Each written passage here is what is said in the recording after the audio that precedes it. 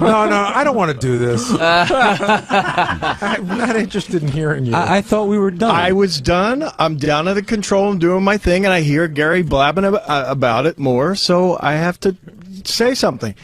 Gary, you're the executive producer. Your job is to deal with Howard and listen to what Howard's doing and deal with the show. And you're the director. You shouldn't miss a minute. You fell asleep. All I've done is given what has been, proven to me through 17 years of this show. If you have a tape like that, you give it. And so, if hold on a second. Hold on. If Doug falls asleep during the show, will you turn the camera around on him and give it to Howard? Never. You guys are like the fucking blue wall of silence. You're all about each other. You fell asleep. All I might have done is done something on a personal thing. Look at a website or even work on a website Dude, for 2 I've minutes. seen you fucking design the website for the goddamn video camera. Yeah. Now it's out. Now it's fucking out. I have walked in and watched you designing the fucking website for the video camera. How long does that take? What does it matter? I can you want to go certainly learn toe-to-toe? 2 things. What I did was bad, or what you do is bad. I also there it is. I do a lot of the graphics on a show, so one could make the leap that says I'm learning from my craft. One moron could make that leap. Would you have turned in that tape if it was Will? If Will was caught sleeping? I would have fought harder not to. Or would you have told? Would you have given fight Will, harder for me? Would you have given Will a heads up on it? Like, would you have done something else besides? Probably something like that. Yeah. Then that means, you know what, Scott? That does tell me that it's about me. You do have. I've seen footage of stuff that Gary's done before that you've decided not to air that has been in his office. Like what? Well, a couple games of solitaire every once in a while. Well, I don't know that. That's not true, because I could tell you the only reason I know that's not true is because they can't get that from that camera. Scott's lying. That camera's not on my. What? Do you know something, Jason? Oh, I know something. I've seen it. What? What? Wait, everyone here is like beating around the bush. What are you guys around the bush. What are you guys talking about?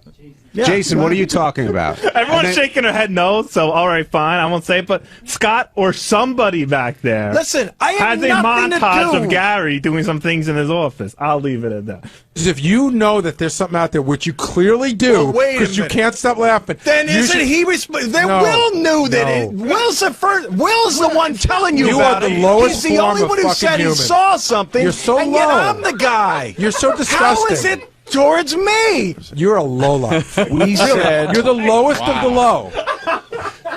You really are. How could you have no integrity? You're soulless. I don't even know what we're talking about right I know now. what we're talking about. You're fucking What? soulless. What did you do?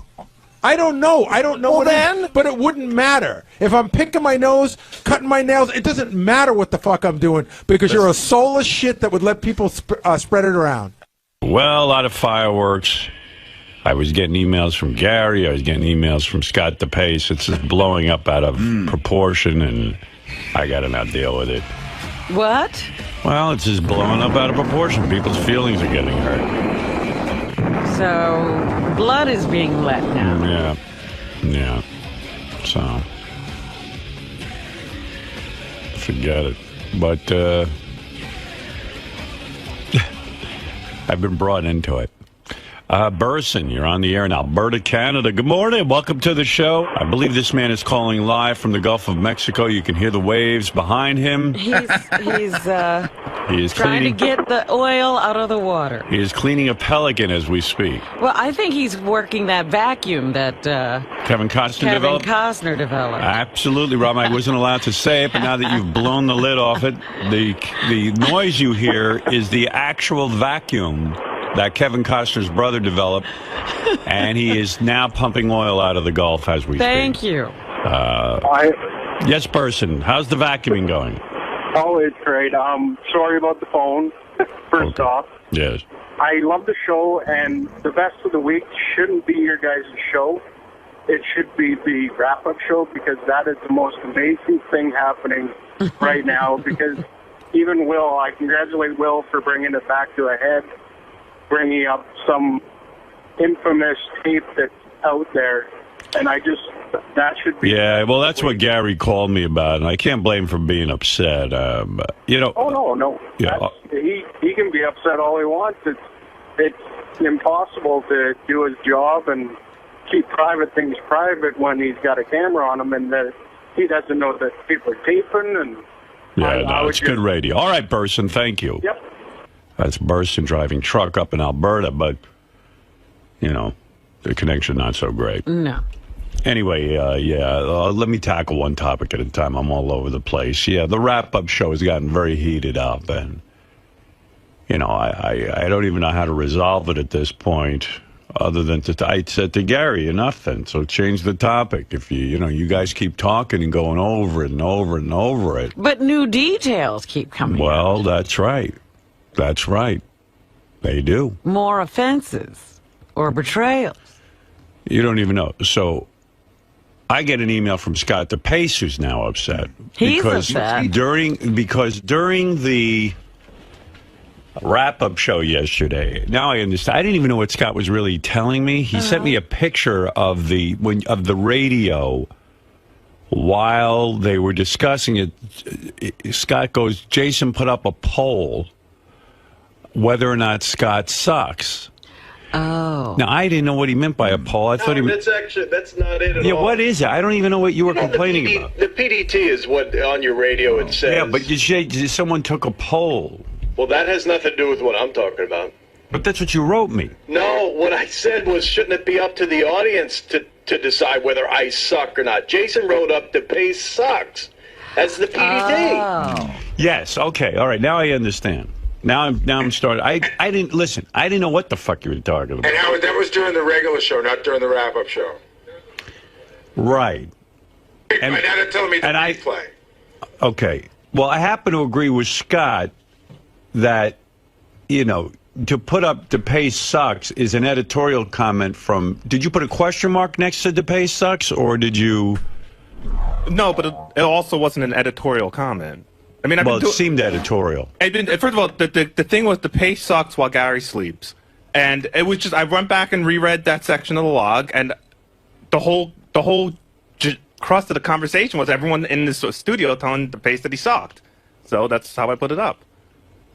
I mean, I've been doing this for 4.5 years. No one's complained once, and Tim signs off on all of this. Well, my wife sees it on the radio. She says, "What is this that you suck?" And I go, "You know what? That's right. What the hell is that?" Well, if you had called me, I could have explained it to you. Sleeping, not about me sucking. What the?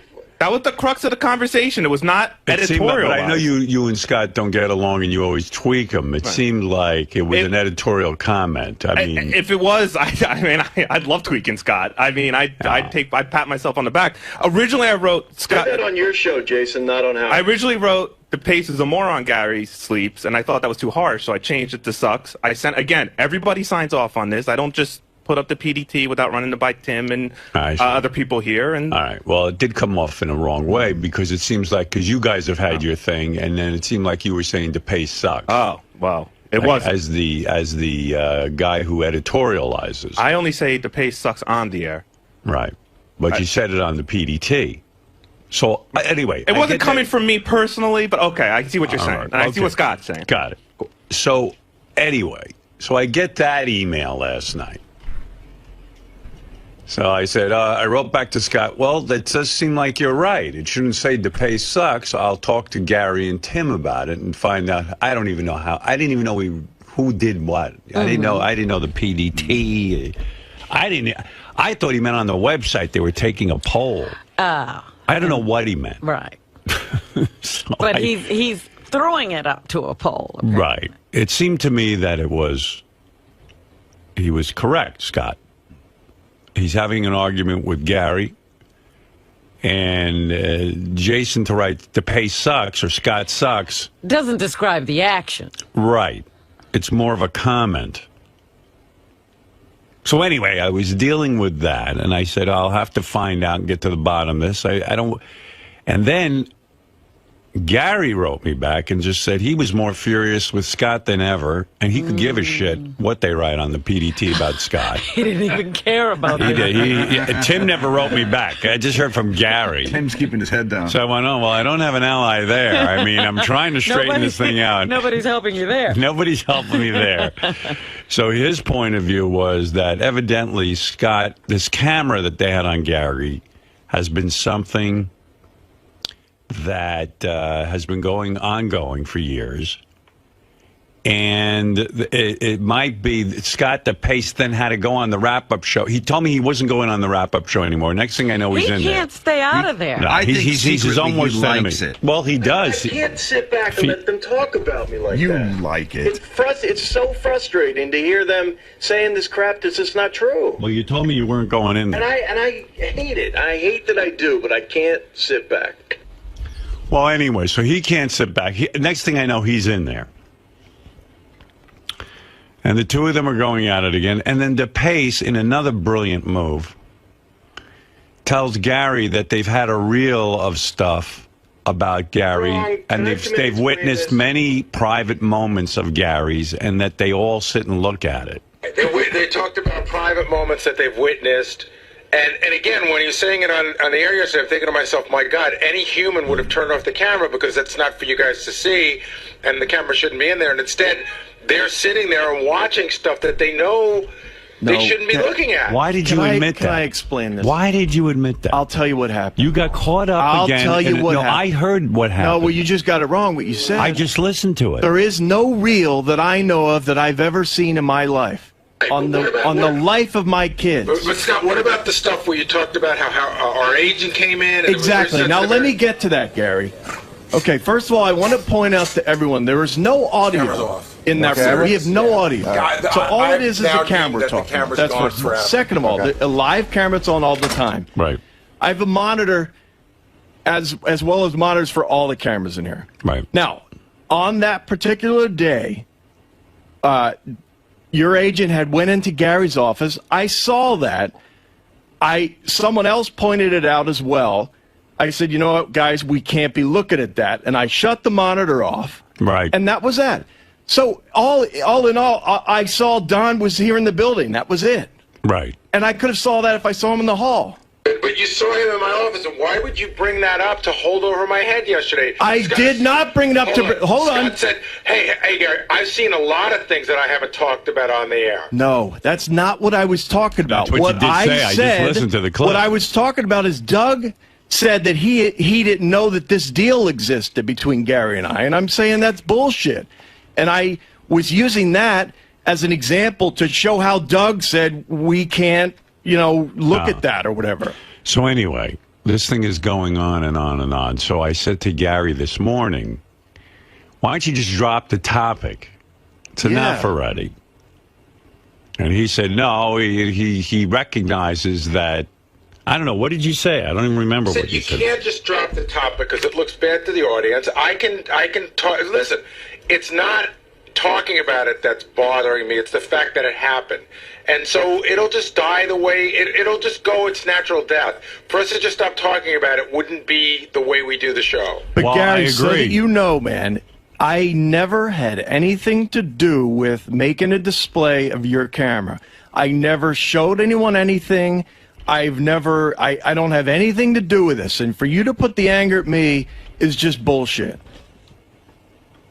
It's a live camera. There's a monitor in front of me. For me not to have seen it, what do you want me to do? Somehow put a block in my eye that shows that monitor? You didn't mention yesterday that you shut it off. That's a new wrinkle that you slept on. Fine. Whatever, man. It's the truth.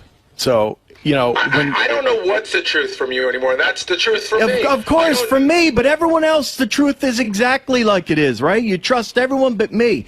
You've got misplaced anger is what you have. Thanks to you, you've managed to take your good friend Doug Goodstein down with you, because, I'm mad at him now, too, but you worked really hard to get there. So what did Will do? How about Will bringing it up yesterday? Why would Will bring that up? Will brought this whole other thing up. I can't deal with you because you're not a responsible person. Yeah. Because I'm not going to take the whole ship. I'm not going to...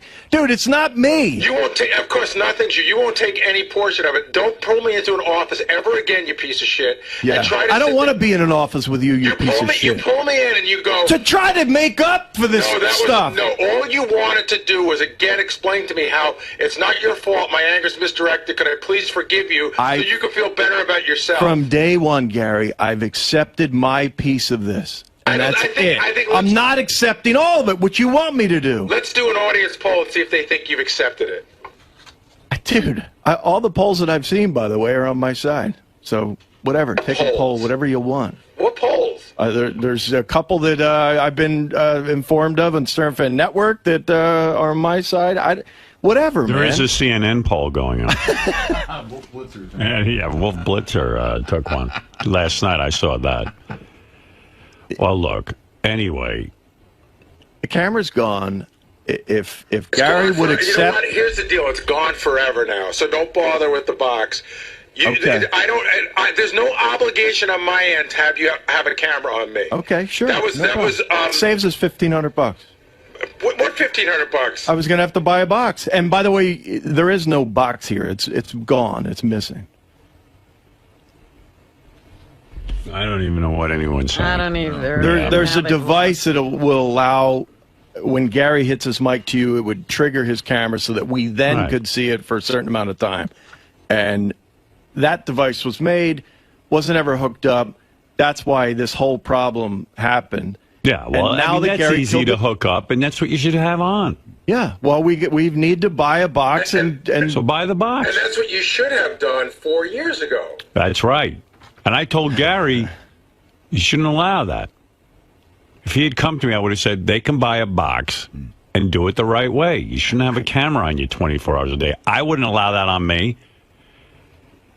I mean, I go in my office, you should see what I'm doing in there. Picking my ass, pick my nose, sleeping. I sleep nonstop back there. I put in an hour yesterday of work back there, sleeping. But there could easily be a tape of everything that goes on in here because these cameras are never off. By the way, Gary, a lot of the interns are very loud lately when I'm sleeping. Oh, really? Yeah. With a lot of giggling. I'll make a note of that. A lot of laughing women back there. First, I thought it was you laughing because you usually have a loud laugh. I wasn't But back it wasn't you. I was coming out and looking for you, and then I saw you weren't there. It wasn't you. I said, I said to JD, who is that laughing? Who is doing Robin's laugh? Oh. And JD said, no, some of the girls are having fun. So no fun around here. That's right. Let's put a stop to that. Right. No more fun.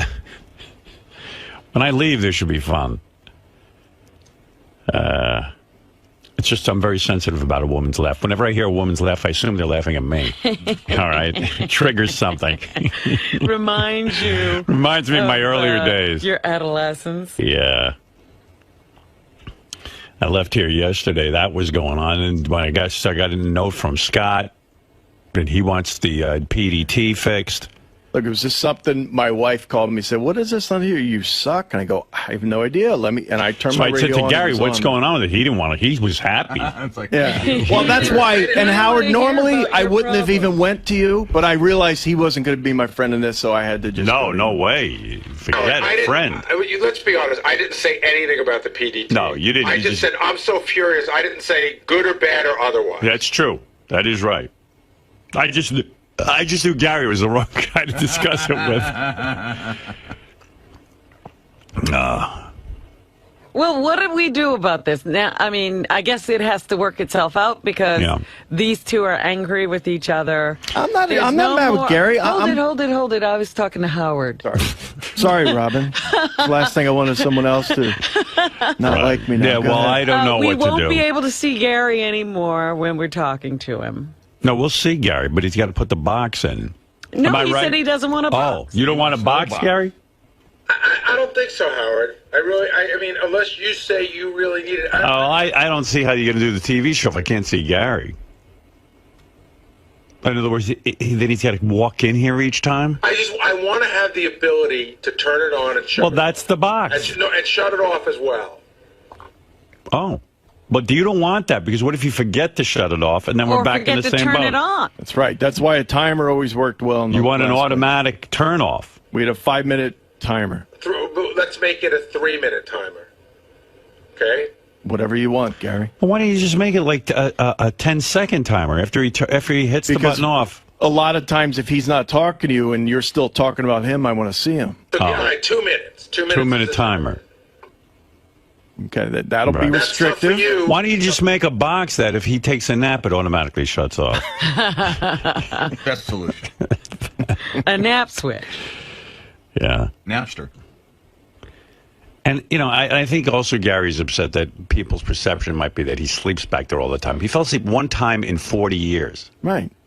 It's not, I've never seen that. And that's another thing, too. That's right. Actually, you can come to his aid on this. Have you ever seen another instance where I don't know that there's even another example of something that I've seen. I've never even seen him pick his nose. So I don't know why this is, I mean, you know, Gary... Because he feels people's perception of him will be that he's a guy who sleeps at work. I feel like he has done some stuff that we've missed. Here's what I say. Well, go back and check the tapes. We don't tape it. The secret tapes that you have that you don't have. Listen, my skin is very thick. I throw the first pitch, everybody makes fun of me, I take it. You want to make fun of my teeth? I take it. But you went directly at my work ethic and my job, which is more important to me than anything. And you consciously went after it, and then you said you were willing to take the hit, and now you're not willing to take the hit. No, I've always been willing to take my part of the hit. Yep. And by the way, I'd also like to point out that work ethic exactly is what angered me about a lot of the arguments that happened here, and you had no problem with that. So that is what I was saying about you. So wait a second. You see, that's where you screw up. But I don't. Listen, you had a camera on the guy. You were part of a pact that you made with Gary. Accept it and leave it alone. No, you go. Around here, everybody makes fun of my work ethic. He just made a comment that because I attacked his work ethic, that's why it hurts. You didn't attack his work ethic. You took a tape and you taped a camera. I didn't, by the way. But go ahead. All right, but you guys, and you were part of this pact. You understand why he's upset. Yeah, and I've said that. Somebody you could criticize his work ethic all day, but then you had tape to back it up. That's what he's upset about. Okay. You understand? No. And you made a pact with him that camera would never be recorded, that you would never use it against him. Unless he was on the air. Right. So he's upset. I get that part. And when you start fucking saying it's Goodstein and this one, he knows that. But he just wants Apparently he doesn't, because he does know it. But you're so irritating because you can't just say, yep, I had something to do with this. I'm fucking wrong. I've said from day one that I had something to do with this. I never denied saying that. When you deny, you always say but. And the but is what gets you in trouble. But it's everyone else, and but it's but. Just shut up and just say, yeah, I did this. Yeah. I did it.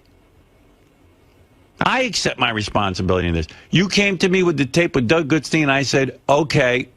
Oh, Howard, come on.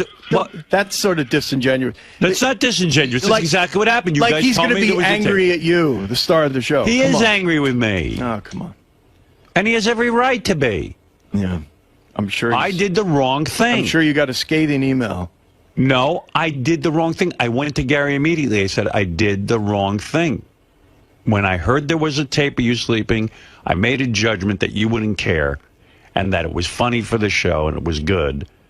But and when I you made put that same judgment. That's right. So don't every time you say to Gary... And Doug made that same judgment. And Doug went in and said, I did the wrong thing. I'm sorry. He didn't say, it was really Scott DePace. It was really Howard. All of us did the wrong thing. You're the only one who can't man up. No, that's bullcrap. You're the only one, I'm back in the control room. Gary didn't so much as look at Doug. He goes right to me. No. And that's misdirected. I did go right to Scott because, once again, you came to me to ask my permission, and I had the conversation with you, so I felt that you and I had the pact. Whether Doug is part of it, and I realize he was now, it was about you and me. And after I cleared it up... It's not cleared up, because you should have stopped it, because you should have said, whatever, you know what, I fucking gave Gary my word. All right, hey, Gary, I'm sorry, I'm wrong. No buts, that's it. I gotta tell you... Now don't accept it, that's that. The whole day yesterday, I kept thinking, I kept wondering where the term blockhead comes from. Yeah, and I thought of you, because talking to you was like talking to a block. Oh, a big cinder block, is that it? It's like trying to explain that, like, talking to a cinder block. Do I have to take all this shit? The only thing I would get less... How he feels. How I feel is that I'm not going to take all the blame for this. Why is that wrong? You're not taking all the blame. I am. No, you're not. I am. Now you're into an area that is beyond what the original argument was. You guys, should have. This is how I would have handled it if I was you. I'll give you a life lesson. Gary, I made a pact with you. I broke it. I was wrong. I did the wrong thing. Said that to him. Not Howard, not Doug. I did, right in your office, right after the segment happened. No. Right in your office. What's the PDD say right now, that PDT? DePace sucks, probably. It says blockhead. DePace is a blockhead. It says Scott's a cinder block. You said some of those things, not all of those things, and then you went on to talk about how, again, it was everybody else's fault.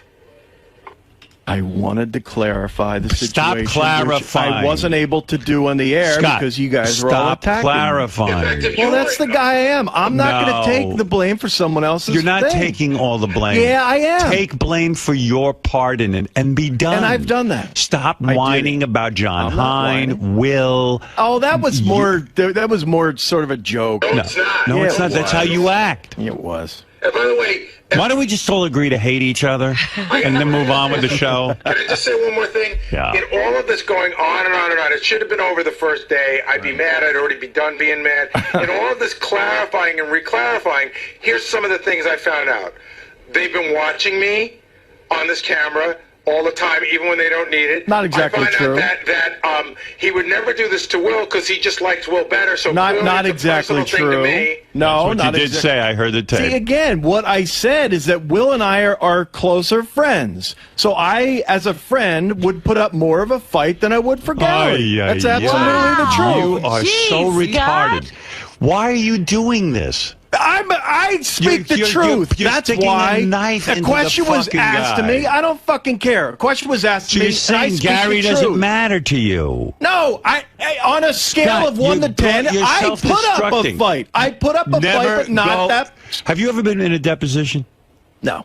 You would be the worst. A lawyer would have to just say, we lost the case. It's like I speak truth serum. I tell the truth. No. I don't care. You just keep If going he was a witness deeper for the and prosecution, the defendant would go free. You know what you're like? In a deposition, they tell you answer yes or no. Yeah. You were like... You had a question was nothing to asked do with to me. Will, and all of a sudden now you're defending Will a and saying Will's direct a better question friend. was asked to me on the wrap-up show. If it were Will, would you have defended him more? And you say, I said yes. treat everyone equally. Well, that's not truth. It's that's not the truth. You would be kinder to Will than Gary? Will is one of my closest friends here, yeah. And so you got Will's back, but not Gary's. I have both of their backs. I raised an argument with Doug, gotta stop talking. but not as much. That's all I'm saying. You gotta stop talking. I don't care. I'm not going to sit here and be a pussy and not pussy? fucking tell you the truth. It's not the truth. You're going into areas you don't even have to go into. I was asked a question. Pussy. I answered it. That's it. Wow. I keep trying to dig you out of this hole, and I can't get you out. Keep pulling sand back in. It's impossible to help you. You're beyond help. Have you ever heard of the term that, sometimes something needs Robin calls me an idiot be now. said if it's going to hurt people more? You didn't have to disclose that. That's what I mean. You went This is what, people are saying this to you because you're hurting Howard people. has taught me that no, I haven't taught you a thing. Scott, you don't see that by giving that answer that you would back up Will before you back up Gary doesn't hurt your argument somewhat? Absolutely. Doesn't it show that you have a natural bias? Yeah, absolutely. So what does that mean to you? Everything means he maybe. said practically It's says the he truth. has problems with Gary. All right, listen to me. Listen to me. And Gary would do the same. I guarantee Say you. what? If it were the opposite, Gary would defend, say, Jason before he would defend me. No, Gary would have never broken his pact with you. Oh, shit. God, that's ridiculous. Okay. Everybody breaks pacts around here. Gary probably would have. Oh, you think? Yeah. Well, then I'm wrong. He would have been both. There's some great tape And of just Scott's face. like you would protect Robin before you would protect me. It's obvious. Listen, if I make a pact with Robin or I make a pact with the lowest roach on the planet, I stick to it. That's one thing I do. Now, am I glad I saw the tape of Gary sleeping? So I have to admit I am. So yesterday... And you knew that he had a pact with others. But he didn't have a pact with you. Right, that's right. But I'm still wrong. That's and I right. accept Because full responsibility. You accepted the stolen goods is what you did. I did. I am wrong. I'm guilty as charged, and Gary has every right to be angry with me. I accept full responsibility. Ditto. When the tape was brought, no, don't ditto. When the tape was brought to me, I did the wrong thing. That's it. I have no other statement. Not whether DePace or Goodstein or anyone. Here's my statement. All right, let's hear it now. After 5 days of this, let's hear your Gary, statement. I apologize to you for breaking my word. Right. I also apologize to you for not defending you more when Doug wanted to bring the tape to Howard. Here you go again. Forget Doug. And then I apologize to you for agreeing to come in here and talk to Howard listen, about you're the worst at this. Stop. Jason, put up Scott Sucks on the PDT. See, now that's fine because you said it. You can put that up. Gladly. All right, look. I don't know what to do about any of this. I don't know either. Well, all right. Thank you. You're welcome. All right. This has been going on for 5 days now. How many days is this going on, by the way? Thursday. Since Thursday of last week. So we've almost on a week on this topic. Wow. Gary is thin-skinned, right? Gary is thin-skinned? See, you got to dig on Gary. He's always got to take a shot. Yeah. Gary is the thickest-skinned person around here. Absolutely. He is. He's been called an ape. The breath, the teeth. The gums. Oh, my God. The hair. The hair. The masks he has to wear during the Sibian rides. Yeah. Techno Beaver. Well, that's good, though. This is almost longer than the 6-Day War, this entire thing. Yeah. And what do we get out of it? I mean, you think about the Jews and the Arabs can come to a conclusion quicker. In 6 days, yeah. Right. I think Gary's so upset he buzzed out of the whole conversation. Right, Gary? Yeah, now I got to listen to DePace in the hallway, laugh and snicker and talk to the camera, and it's just more fucking annoyance. Is that what he's doing? He's out there, he's like, hey, listen, I want to give my opinion. They can't take blah, blah, blah. And I'm just like, it sickens me. It really does. It makes me fucking ill. Right. I was doing a stupid interview. What happened? No, it's just Gary's saying like he just gave up because like now you're out in the hall laughing and giving your opinions. There's nothing into the sincere camera. about you, is what he's saying. Yeah, it's hard for him to sit and listen. I was laughing because Ronnie disturbed us in the middle of the interview. He said, why are you going to do it in the middle of the hall? He got all pissed off at that. Why is he directing traffic out there? I want you to be interviewed. Yeah, exactly. He couldn't get by. Apparently, there was 3 of us. He can't get by. In a like a big turn in the hallway. Yeah. All right. All right. Sorry, Gary. No, he's gone. He's had it with you. Enough of your apology. I mean, because Howard beat you publicly. I mean, I've learned from my ways. Right. But again, Scott, you realize that nothing you said you really meant earlier. It's just that Howard embarrassed you on the air to saying it because you still haven't come to, you still don't really believe what you said. Gary, I've apologized to you 3 times. You haven't accepted it. So what more can I do? Hey, Gary, how bad is this right now? Like, let's say, like on a scale of angry, I've never seen you this angry. On a scale of 1 to 10, are you a 10 right now at him? 11. An 11. All right, let me ask you this. I gotta tell you, last night my wife and I were talking. My wife was like, you should go to fucking human resources. They're spying on you. Like, it's just, I really feel like they're fucking watching me. Hey, Gary. Dude, it was a camera that you left on. That what am I to do? Well, I didn't leave it on. I gave you permission. But you knew it was there. It's not a hidden camera. That would be a human resources issue. I got it. And listen, she's wrong, but she's as mad as I am. And Hey, Gary, going to human resources is kind of girly. Wouldn't say I would do that. I was just saying. I know, but I mean, well, his wife was just speaking. Human resource set up because guys like pinch women's ass at work and to make sexual comments. That's what that's for. First of all, or they put the camera in a ladies' room. Right. Yeah. Right. Well, Mary's girly, so you can't blame her. Mary's a girl. Yeah, Mary's such a girl. She should man up. Man up. Grow a set of balls. It's also a little girly to write letters to Howard after your wife sees the PDT. That's true too. Look, hey, no, it's not. If I fucking If I hear Jason doing a show that's not his show to do, then that pisses me off. All right, hey guys, Gary, I'm trying to understand the level of like annoyance. Are you at the point that if you like had a party at your house and you invited everyone from the show, would you leave him out? Absolutely, but he wouldn't come, which works perfectly. Right, so you wouldn't invite him though. Absolutely not. I'll tell you what, if you invited me, I would come. All right, can I ask you something? I'm not as mad at you as you are. If you saw Scott DePace choking on something, would you deliver the Heimlich or would you tell him to fuck himself? I would deliver the Heimlich. You would? Oh, so he's not gonna die. Yeah, who wants his death on my fucking conscience? All right, let me ask you this. If there was a death in Scott's family, would you go to the funeral? I think Give me the relative. I think only if it's Scott. All right, his wife. I like her. Okay, but would you go there to comfort him? You know, Scott's going to be there, I think. Yeah. I mean, Scott is. He'll probably be playing golf. Yeah, it depends. You're going to give me a hug? Those kids, they're all right. They're with their grandmother. So I'm there crying. Are you going to hug me? I'll shake your hand. I wouldn't hug you anyway. You wouldn't appreciate a hug. You think it's gay, so I'd shake your hand. Let me ask you, here's a question for you. If you have a party, is Doug Goodstein invited? Probably. Jesus. And the other what thing, went Howard, wrong I'll tell here? you the weirdest thing. So Scott and I go to the same garage. So yesterday I was like a little bit mad yesterday, and I saw him, and he's like, do you want me to walk to the other side of the street? And I sort of did want him to, but I was like, all right, I'll be. Let me see if I can't get past this. But this morning when I drove in, I was like, if I see him, I'm just walking across the street. I won't walk to work with him. Can I ask you one more time now? What changed from today? It was the Don Buchwald thing?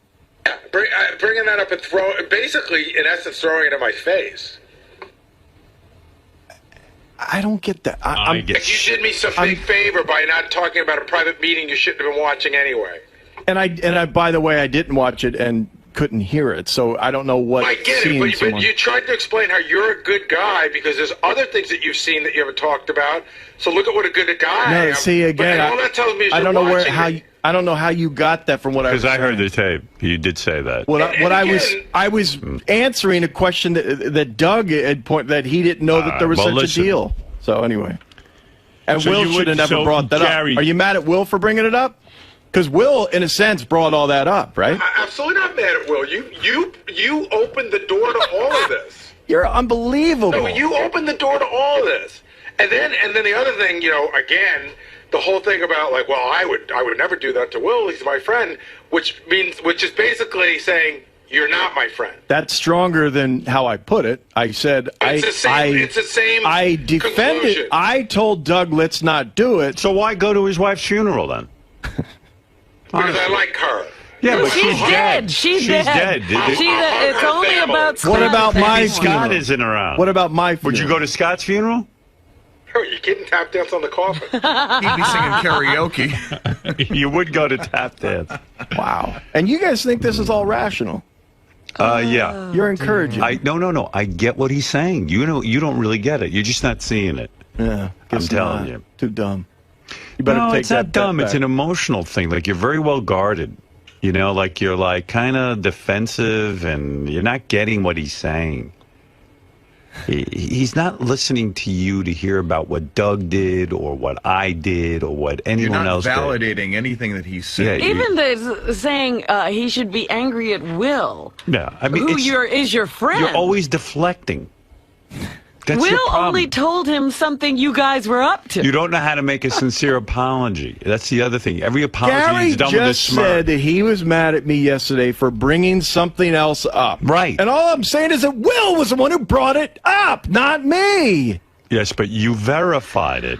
Well, oh, Jesus. You used it against him. You know what you said? You went, that's right, I'm a good guy. You should see all the things I'm seeing that I don't bring to Howard. It was like a veiled it was, and Jason going, they have a whole clip reel. I've seen it, blah, blah, blah, which it doesn't exist. Right. Jason's talking out his ass. Well, I should chain you guys together for 24 hours and videotape it. Like Tony Curtis and Somebody's cutting off an arm. Gary, if you saw DePace being raped with a baseball bat. That wouldn't happen, by the way. Well, let's just say it was like if it's 12 guys holding you down. 12 guys holding you down, and like Gary, He's so manly, he's incapable of being raped. Right. I know it would take more guys to rape me than it would you. Oh boy. Jesus Christ, he's competitive. Let's see. All right. Let's see who put them in a room. That's the and we'll ultimate see game how show. many guys it takes to get each of them raped. You know how like oddly competitive he is. It's like this has been brewing for a couple weeks. You know how oddly competitive he is. He walked up to me about 3 weeks ago, and he just goes, "Bet you my credit score's better than yours." It was a joke. oh my God, what's the matter with you? It's a joke. I Why am are very you competitive. competing on You credit just score? walked up to him out of the because blue? he did a what the- commercial for the credit score company or whatever, and I just said, I wonder, how's your credit score? And he said, perfect. And I go, oh, really? Well, mine's pretty good, too. You said, "I bet you mine is better than yours." Yeah, because you said perfect. I said my All right, credit listen. This is ridiculous. It is. You compete with everyone around here. All right. I'm competitive. That's a good thing in life. Well, you think it's a good thing. About credit scores? Makes you stronger. Yeah. All right, whatever. And how would you determine that? I mean, that There's a your score. credit score is better. I was kind of joking, but there's a number Because you out pay there. you don't have any outstanding Right. debts. Yeah, and Gary's But the they same give way. you a number, Yeah. and he's going to say, my number's better than your number. How much you want to bet? Not a lot, because I How much you want to go toe to toe with the guy? How much you want to bet? $5. $5. I don't. It was more of a joke. Hey, Sal and Richard want to come in and see if they can get you into a rape position. All right, go ahead. No. Don't start. I'll punch both of them out. All right. Well, anyway. All right. Thank you, Scott. You're welcome. And thank you, Gary. Sorry, Gary. No, Gary. I can't even see him now. Because you Right, fuckers. we'll never know what he's thinking. I can't believe that's the one thing, too, out of this. I What? said, make sure he doesn't kill the camera. You go, don't worry. And you let that happen. Listen. Oh, my. I don't. Listen. This is ridiculous. I said, don't He's a worry. sieve. I can't predict Gary's response. He's just a sieve. How can I? Gary doesn't do whatever I say. He doesn't. He's got a In brain. fact, and he kept screaming, you said you'd protect me. You said you'd protect me. He did. Talk about going How am I back on gonna your protect- word. When did I say I protect you? I said I take full responsibility. No, And I said it all along. I said make sure he doesn't, and you go, don't worry. Gary knows that he had a pact with you. I can't. How am I going to protect you from told you that? that. I'm gonna. You know what? I'm a vampire. I'm going to erase that from his brain. How can I protect you? Protect you? What am I, the Godfather? I can't protect you. I'm a guy. I take full responsibility. Yeah. And if you felt really bad, you know what you should do? Well, wait, you if should you- accept punishment. Go wash Gary's feet. Yeah. And lick his bunion. Lick those toes with the Right. fungus on them. By the way, Scott has fungus toes too. Oh, he does. I do have one. Ugh, I don't know, you know. both of you. Disgusting. It doesn't look that bad. It's actually all right. Yeah. All right. Thank you. Scott. Yes. So, are you really sorry for what happened? I'm sorry for breaking my word. That's it. But I'm not. I'm not taking all the blame. I will not. I have too much. What's the word? Pride. Pride to do that. I'm not going to sit there and say yes, I was all to blame when my boss was the one who decided to use this, and he has decided not to insert himself into this. So, sorry. And my boss in there, Howard, also decided to use the tape. I'm not going with the argument that it's like giving crack to a crack addict. He decided to use it. He's got some responsibility there as well. And it seemed to pain you to apologize to Gary. No, it doesn't. It doesn't pain me to apologize to Gary for what I did. It pains me to apologize to Gary for what I didn't do. All right. Got And, that? Yeah. Does everyone finally get it? Lisa, you don't get it? What didn't you do? It wasn't my decision to bring the tape to Howard. It wasn't my decision to tape what was going on. It wasn't my decision to show other people what was going on. All those were not my decisions. What my decision was after my boss decided to go in to Howard and tell him about it, I then decided to be on part of that team and simply tell, he just fucked me up. So then I decided, what's wrong with him? What's wrong with you? It's not me. So what I did do is decide to go into Howard and tell him that, look, you're going to use this and we're going to take the bullet for it because I had to deal with with Gary, and he's going to be pretty pissed. So please don't let him take our camera away. That was what I said. Where are they right now with you and DePace? They're nowhere. He said he was sorry, but it didn't seem genuine. It right? didn't seem genuine. So we're nowhere. You know, he works here and I work here, and we'll see each other. And you know, I mean, you know, we don't need to be. I always laugh because people say the same shit all the time. We don't need to be friends to work together, but we don't. I mean, we can easily not see each other every day for months at a time. You guys never really had that good of a relationship, I guess. Where that's no, okay I actually with thought you? we did. I thought we did. You know, he would come by, stop by. Sometimes he IMs me, cool gadgets he thinks are good. Sometimes he'd stop by, chat with me. We'd walk. You know, we walk to work together. You know, once or twice a week in the morning because we park at the same garage. No, I thought we had a really good relationship. So that's pretty much all over. I mean, I don't know. Never say never, but yeah, I find it hard. I really find it hard to look at him right now. You know, why do you think it's so hard for him to just say, you know, you're right, I had, you know, even though he doesn't want to take full responsibility, for him to say, all right, I had some responsibility in this, I'm sorry. I don't know. I can't explain him. But if he were to just come out and apologize, you think you'd I think at this okay point, I think at this point we're past that. It's past it, yeah. I think at this point, if you haven't figured out after a week, I would think any apology that he would bring me would be forced. Like Sal's a perfect example. Like Sal does stupid shit, and then he goes home and his entire family explains to him why he did something stupid, and then he comes in the next day and he apologizes, but he's not really sorry. He just knows that people told him he was wrong, so he must be wrong, but he still doesn't know he's wrong.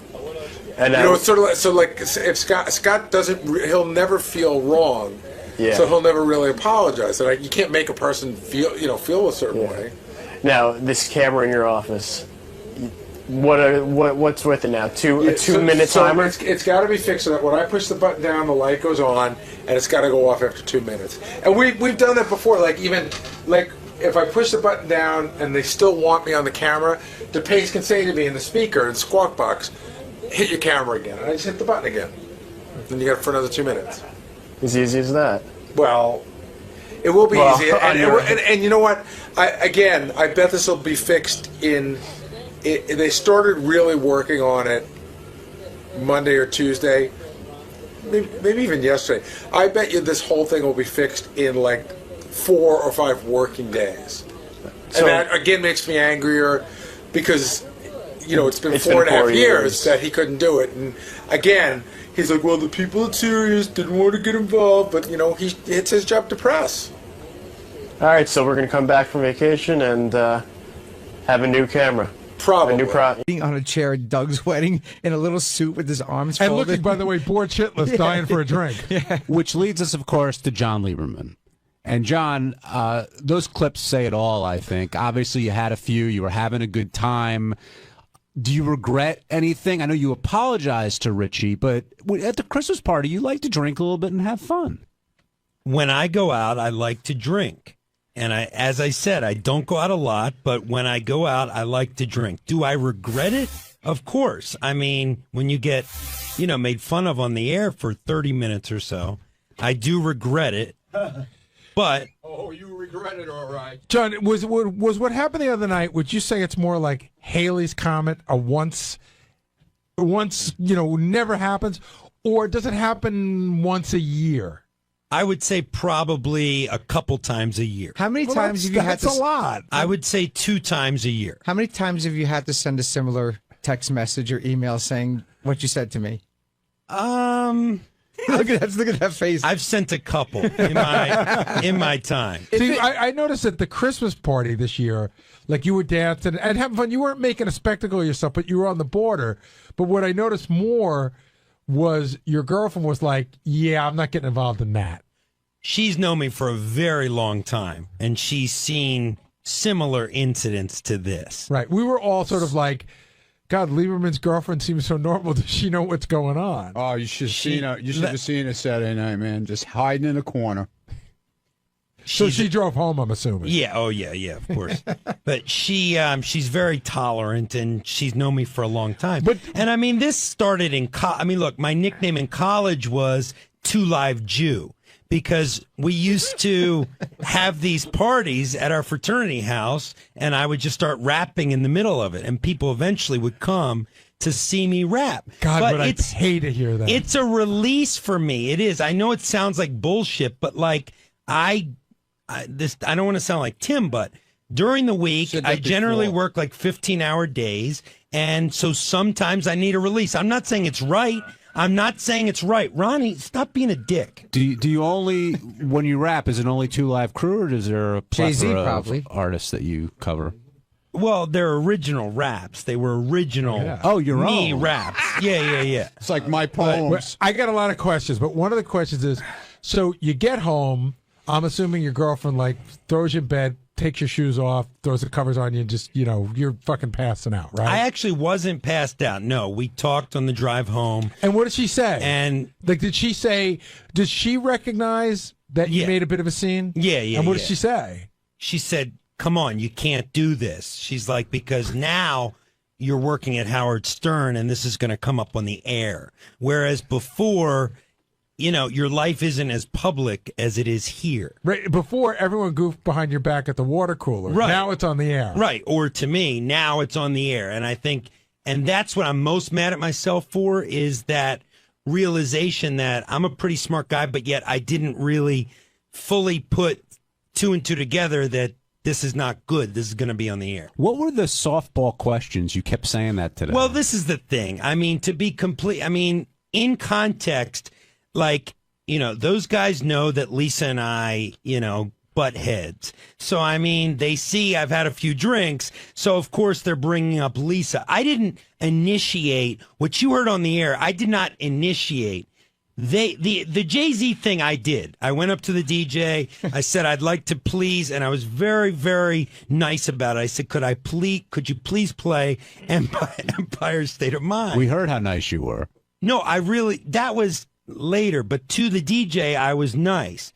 But so I initiated that. I did not initiate any of the Lisa G stuff. But I watched the full 8-minute interview. Mm-hmm. Okay, it was on Moldred. The full 8-minute interview. Why didn't I see it on Moldred? I don't know. And maybe it wasn't on Moldred. Maybe Doug just said kept it away from you. Doug said it's just a couple of. I didn't. But the thing, like when you say, you would have people believe that they got you drunk and pointed you into saying terrible things about Lisa.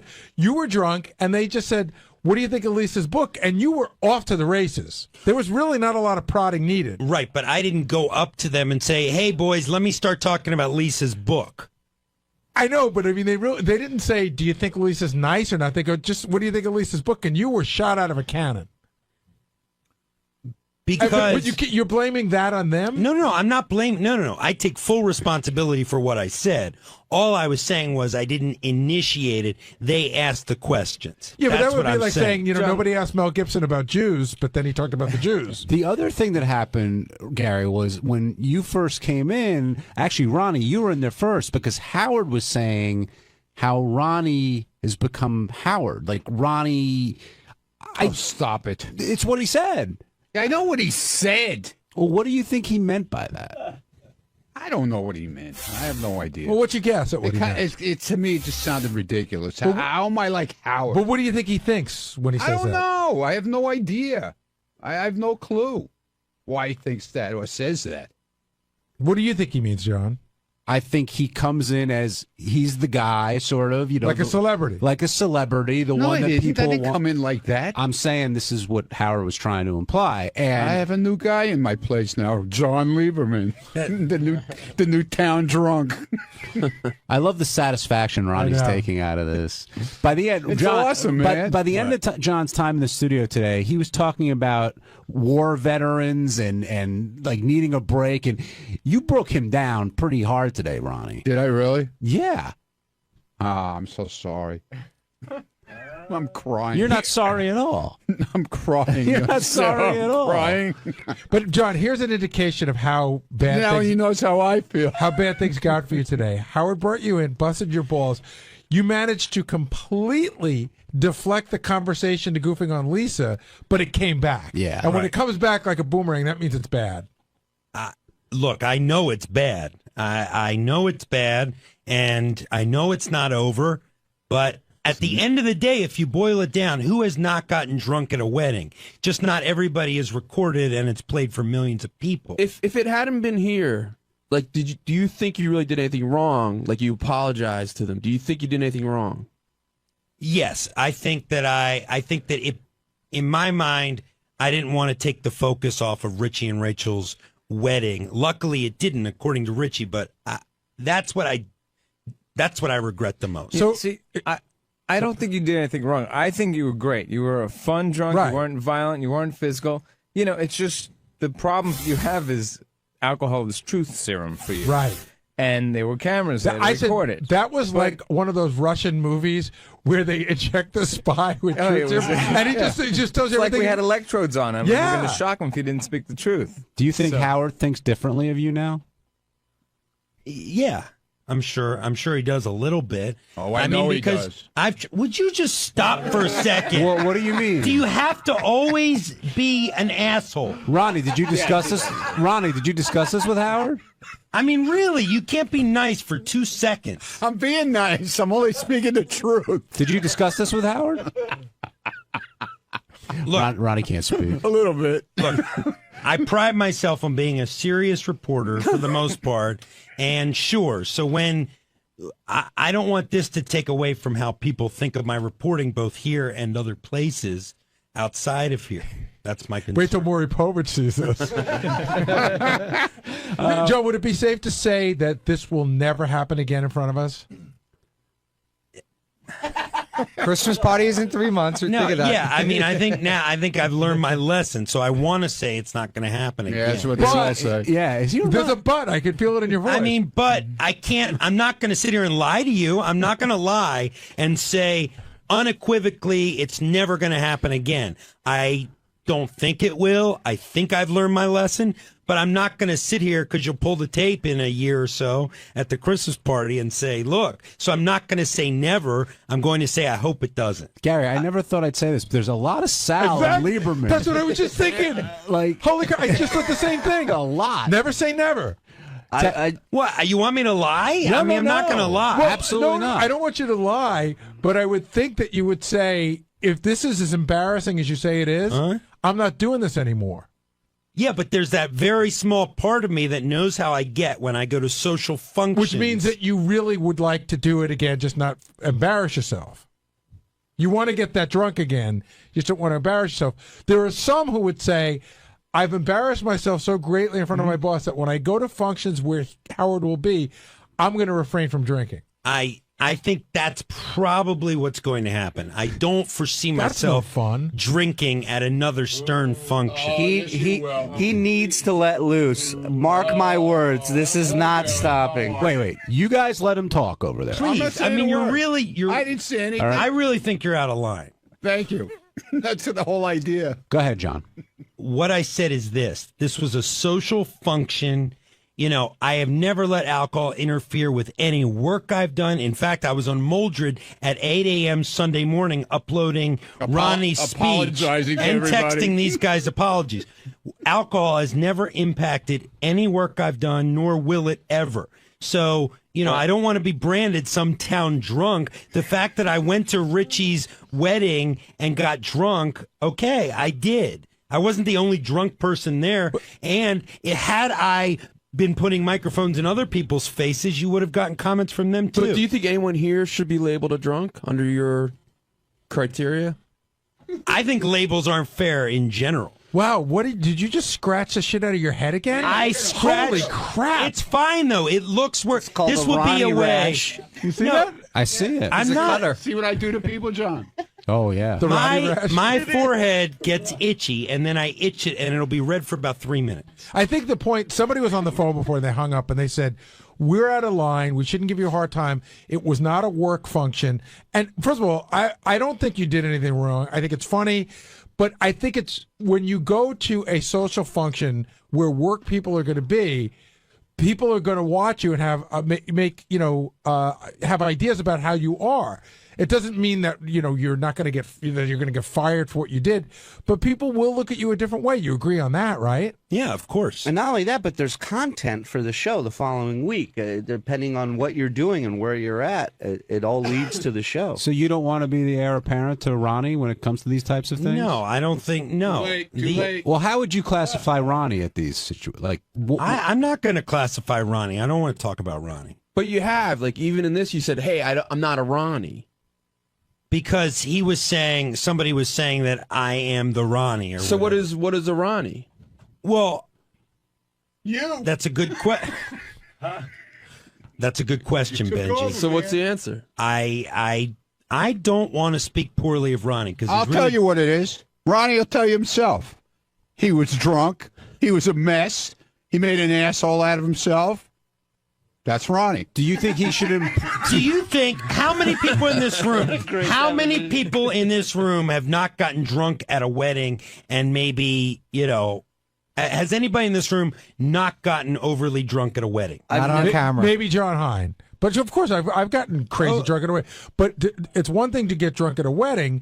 It's another thing for that to manifest itself in a way that everybody at the wedding knows how drunk you are. But I think Richie told you not everybody at the wedding. Sure, the Stern guys did because they were shoving fucking Goodstein shoving just because cameras Richie's and grandmother recorders. didn't know how drunk you were doesn't mean most of the people did. The people that are most important that needed to know knew. There's no reason why you should be drunk enough for a guy like you, for what you do, to be screaming for Jay-Z songs at any point, at any point of any evening. We've all done what you've done, but not a long time, and then once you do it once, you generally don't let it happen again. You're telling me you can't make me that promise. I'm not going to make a promise I can't keep. You got that right. But I'm fairly certain this isn't going to happen again. But that either means you're not as upset as you're acting. I don't think what you did was that big a deal. No, I'm not going to lie, Benji, like you. No. Shh. A second. I am not going to stand here and lie to Gary because then a year, let me finish. No, John, you didn't hear what I said. What did you was. say? I said either you're not as upset as you're saying, or you do have a drinking problem by definitions. I told you that this morning. I think if people are telling you your boss may have a different perception of you right now, and you come away with that going, I can't promise that I will not do that again. If you listen to what I said, I said 99.9% it's not going to happen again. You know that when we go to the Christmas party this year, that people are going to be feeding you drinks. By the way, what were you drinking? Vodka and soda. No with shots? a splash of lime. No shots. And this is the thing. At the Christmas party, I was doing shots. And like back in college, I was known. Back in college, the whole Two Live Jew thing started because I was the president of my fraternity, and we used to bring pledges up to my room on the top floor of the house to give them shots and stuff. And so this is when it all happened. It happened with a rap I did about shots. And then that carried over. What? Did you always do originals, or did you ever cover anyone? I generally do originals, but I've done Run DMC for Shuli. He does it in the newsroom. In the newsroom occasionally. If things exist, you have to have a CD. I don't have a CD. How deep do you go into Rappers Delight? Can you go to like 8th verse on Rappers Delight? No. Run DMC. Shouldn't the Howard 100 News investigate your rap career? I'm on it. I want to do a whole karaoke breakdown of And this. I love karaoke, and they know that. We have a bigger thing that we wanted to do. I never been able to get anybody to agree to it. We wanted to do a newsroom talent show. Yeah. Where Lisa plays the violin, he raps. Lisa won't do it, but I would love to hear him and Sal go at it and see who's the better freestyler. I feel like somehow people Candy thought, Rapper versus Two Live Jew? Cool, the Candy Rapper. I mean, here's the thing. It's just like, here's what bothers me. You guys just don't know me the way, say, my close friends know me. We know you. And I've been here, only for a year. So I feel like, am I not allowed to be like a regular person too? But how would we know you? No one So said, the one chance you get for us to know you, that's what we got. John, the thing you're missing here is no one's saying you shouldn't be that way. Right. We're just talking about the way you were. Like, everyone is entertained and happy, and no one's saying, hey, stop, you shouldn't do that. And by the way, when you're here, keep going. I talk to you off the air quite a bit. I think I speak for everyone would say, we all think you're a nice guy. There's no indication of us talking to you every day that you would be that guy. Right, but why would there be? I mean, I come to work to But you work. just said we don't know who you are. Well, I meant outside of work. But I you're meant saying that I'm I still don't... not that guy. What? You're saying I'm not that guy. I You're know saying what we're Benji's saying going for. you're that guy, and you're saying I'm not that guy. No, here's what I'm going for. People have different sides. And I can have a 100% agree. professional. I Wait, can have a professional side and a be an personal alcoholic. side. Wait. It's only here that your personal side becomes. John, why'd you call me a liar? Just now? Yeah. Because I felt like many times you evade questions or you lie or it's shtick. That's what I was saying. Well, and have you ever? What have I ever lied to you about? I can pull clips. I mean, there have been a number Just of say things. one. I have to go back and look. The age would be a good start. I've said on here before, I don't say my real age. I've said that. Okay, Liza. All right, Listen, hold on. Can I just... We only have 3 minutes left. I'm sorry to cut you off, Shirley. I have a question for Ronnie. Ronnie, Give me the goddamn your poem Yes, sir. didn't go over very well today in the That's studio. too bad. None of my poems ever go over very well, according to everybody. I wrote it. It was original. That's all I care about. Richie, be honest. What did you think of that poem? I laughed my ass off. It was. Oh, you lying piece of shit. I like. Now you're a lying piece of liked it shit. because it's what I expected. I What do you wanted a mean? poem, and I got a good poem. Why are you saying he's lying? Because he afterwards he was like, "Oh, thank you. That was really sweet," and blah blah blah. He was emotional? When he was, after he had a few drinks. I cried like Lieberman. you did. You know, like what? I cried like you did. Yeah, that's the mistake I made. I cried like an asshole for your stupid wedding. Gary, I don't know what's going on here in terms of, who's... I'm a little confused What's by wrong? everything. I'll straighten it out. Which What's part are wrong? we talking about? But it sounds like, well, I understand John is upset, partially because he's embarrassed because this all came out on the air and he's being portrayed as a drunk, which he's not. He just got drunk at a wedding. There's a difference. He's not a drunk. He was just the drunk. He's being portrayed as Ronnie. He's upset. He's Otis the news person. And Ronnie's taken a ton of pride in passing the mantle on to John. Without a doubt. Here it is, brother. It's all Does, yours. does that mean you're going to change at all, Ronnie, or you just got I another... was fine at the wedding. But you said I gotta say, Ronnie, I had a good couple of drinks. as good as he was the other night, no one will ever beat. It's a tie between Bubba's wedding. Oh, I know. And Bubba's you with wedding. no shirt on at the Valentine's Day party in the fucking throne. Oh, believe me. Was there If his girlfriend didn't drag him out of there that night, it would have got to that point, I think. Real quick, Doug. Did you remember everything that you heard today? Yeah. You did. Okay. Yeah. Can I It just wasn't that bad. Can I just ask John one quick question before we go? You said alcohol has never affected your work. Didn't you shit your pants in New Mexico because you drank too much the night before? That was the night. That was the night before. I still showed up for my job. No, but and it did my affected you, live made you shots. shit your pants. That was a very long time ago. Hey everybody, it's Sal Governale, and on Tuesday's wrap-up show, we discuss some S&M scenarios that has happened to a friend of mine, as well as some crazy things that went down on Wall Street, based on a phone conversation Howard had with the dominatrix. It was pretty wild, so check it out.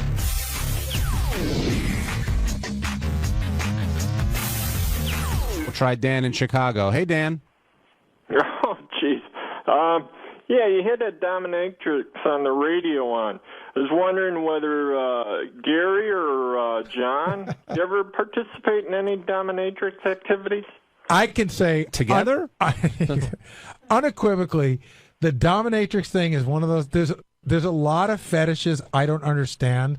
That's probably, after foot fetish, at the top of the list of ones I don't get the gratification. I guess I don't feel bad enough about what a dick I am to want to get. That's what she said. She said a lot of her guys are guys who are so horrible to people at work that they got to feel.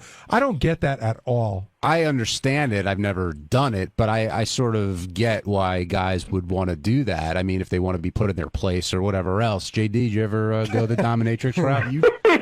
Especially with a dog, huh, JD? All right, shut up. No, I get humiliated enough in my regular life as it is. I don't need it again in my personal. If you had to guess one person on our staff, because nobody's going to fess up to this no matter what. Benji. One person on our staff that may have participated, who would you say it Benji. is?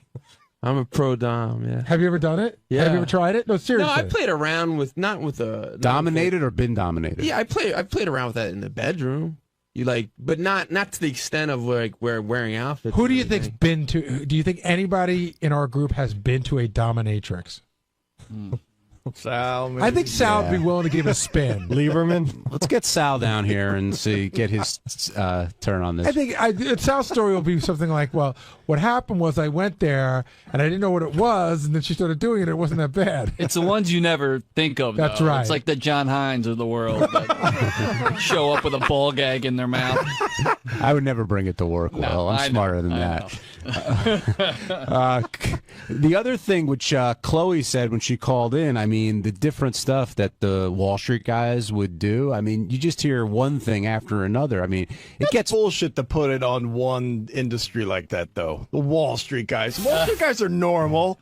That's just stupid. I think she was saying guys who make a lot of money and who are under a lot of stress. You don't even work on Wall Street. What's your affinity? But I know plenty of guys who do. It's ridiculous. But what's your affinity to Wall and Street they're all going guys? to dominatrixes. No, I just don't. People love to put down Wall Street. Wait, but listen to what she said. She said it's guys in high power that have a lot of control that want to, reverse the roles there. And clearly somebody that can afford $500 an hour. That fits Howard. It kind of narrows down the people that qualify. It also fits Scott DePace, the director of the TV show. Oh, yeah, tons of power. Tons of wealth. Well, the dominatrix thing doesn't interest you at all? Not at all. What about you being the dominatrix and dominating someone? No, I wouldn't even want that. No. Yeah, that's another thing, too. The whole... did she talk about she doesn't pee on guys, does she? I'm sure she does. She pulls her teeth out. What does that mean? She said some guy came in with tools to have his teeth pulled out. How about those guys who like to get kicked in the nuts? That is just crazy. You mean like that guy Horace from AG2? Yeah. Hey, Sal, we were talking about the dominatrix thing. Did you, back in the day, ever go that route? Have you ever tried it once? Yeah, when I was 11, back in the day.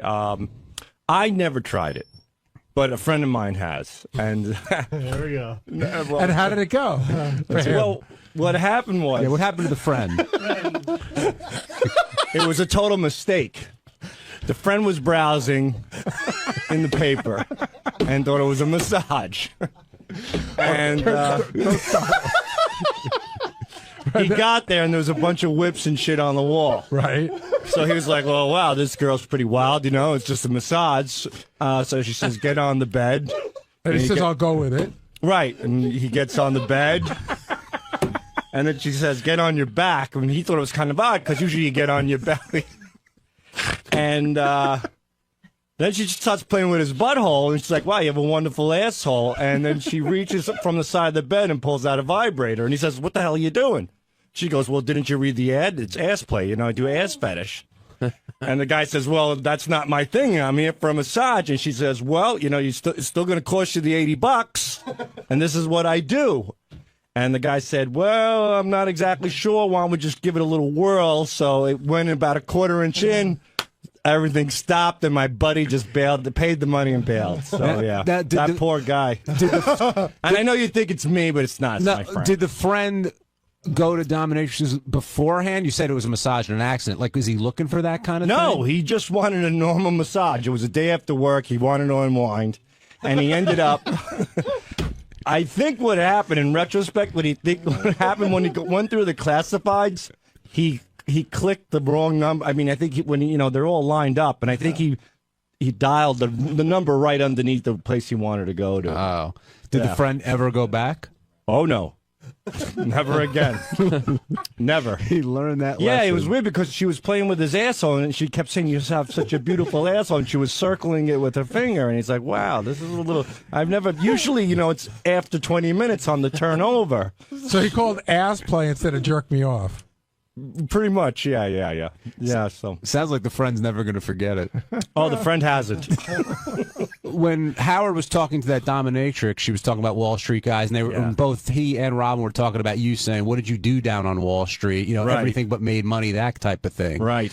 But you had told me there's some wild times down at Wall Street. Those guys were pretty crazy. They made a lot of money. They made it real fast, and they certainly liked to live it up. And there were things, I'm telling you, that even I thought was creepy and crazy. There was one time there was a bachelor party going to Atlantic City, and they rented a small plane out of the Republic Airport. Mm-hmm.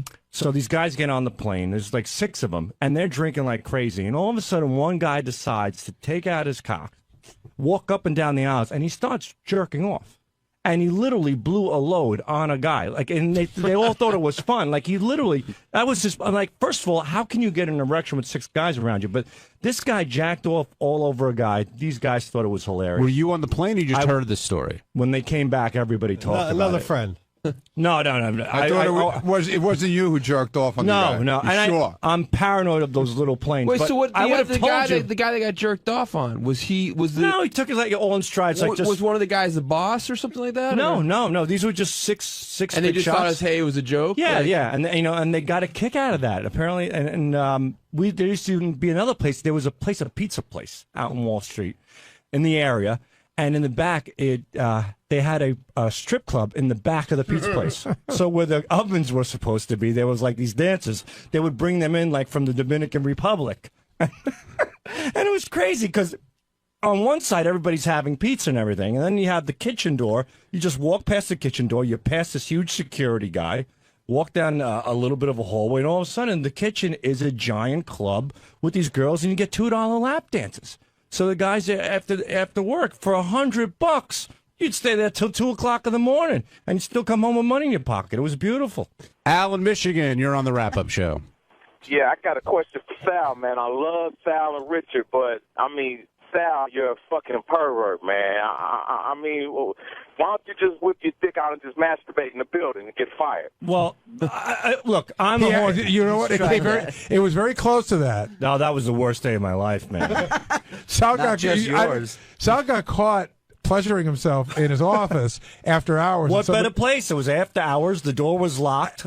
It wasn't locked enough. Well, apparently, I had my headphones. I figured I got my headphones on. I locked the door. It's after hours. All of a sudden, that lock, I turned it to the right. If you can just envision the lock, the big chrome lock turned all the way to the right. I'm going at it. I turned my head, and it was like slow motion. That lock went from the right like a ghost, pushed it over to the left. And who was it? It was 2 techs that had to fix my board. My soundboard, and they figured they'd do it after hours as well. So they come in, I just dive underneath my desk. My face was red. And they reported you, huh? No, they didn't report me. I told Richard. I was convinced that they saw it. I was so embarrassed. So Richard told you, and then you put the HR prank call together. My favorite was his reaction when they walked in, when he told me he hunched over to try and cover himself. And turns around and goes, "Oh my God, you guys scared the shit out of me." And I'm thinking, think how scared these guys were. I can't believe that you have a level of comfort to do that here. When you have a wife and 3 kids, every place is a level of comfort except for when you're with them. On Wednesday's wrap-up show, all the talk was about a little cough. Gary still recovering from Howard's beatdown after Carol Miller went in with her whooping cough. And, well, here's how it went.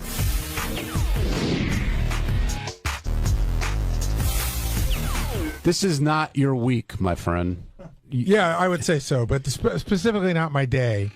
It's weird because, and we'll talk about Carol Miller and the whooping cough, of course, and everything that happened on today's program, but it's rare when I see you go in there and Howard, does his thing and you get upset, but there are also times I could tell when you're in there and he's cut you. Like it hurts. No, And- he got me today. Yeah, and today was one of those times. But listen, whether he really felt that way or if he's going for good radio, I've seen him go below the belt before because when he's in there, he's in the moment. He's like, hey, I'm doing my thing. And if he sees he's getting under my skin, it's not like him to pull back because that's not good for the show. What do you feel was below the belt? Saying that I must hate him. It's a vicious thing to say. To say, in other words, if somebody makes a mistake, his immediate reaction is, "You have to hate me," to do that. Like it was a personal vendetta. But if you think about it, you've been with the show for so long. You've gotten so close with Howard. Deep down, do you really believe that part of him thinks that? Sometimes you do.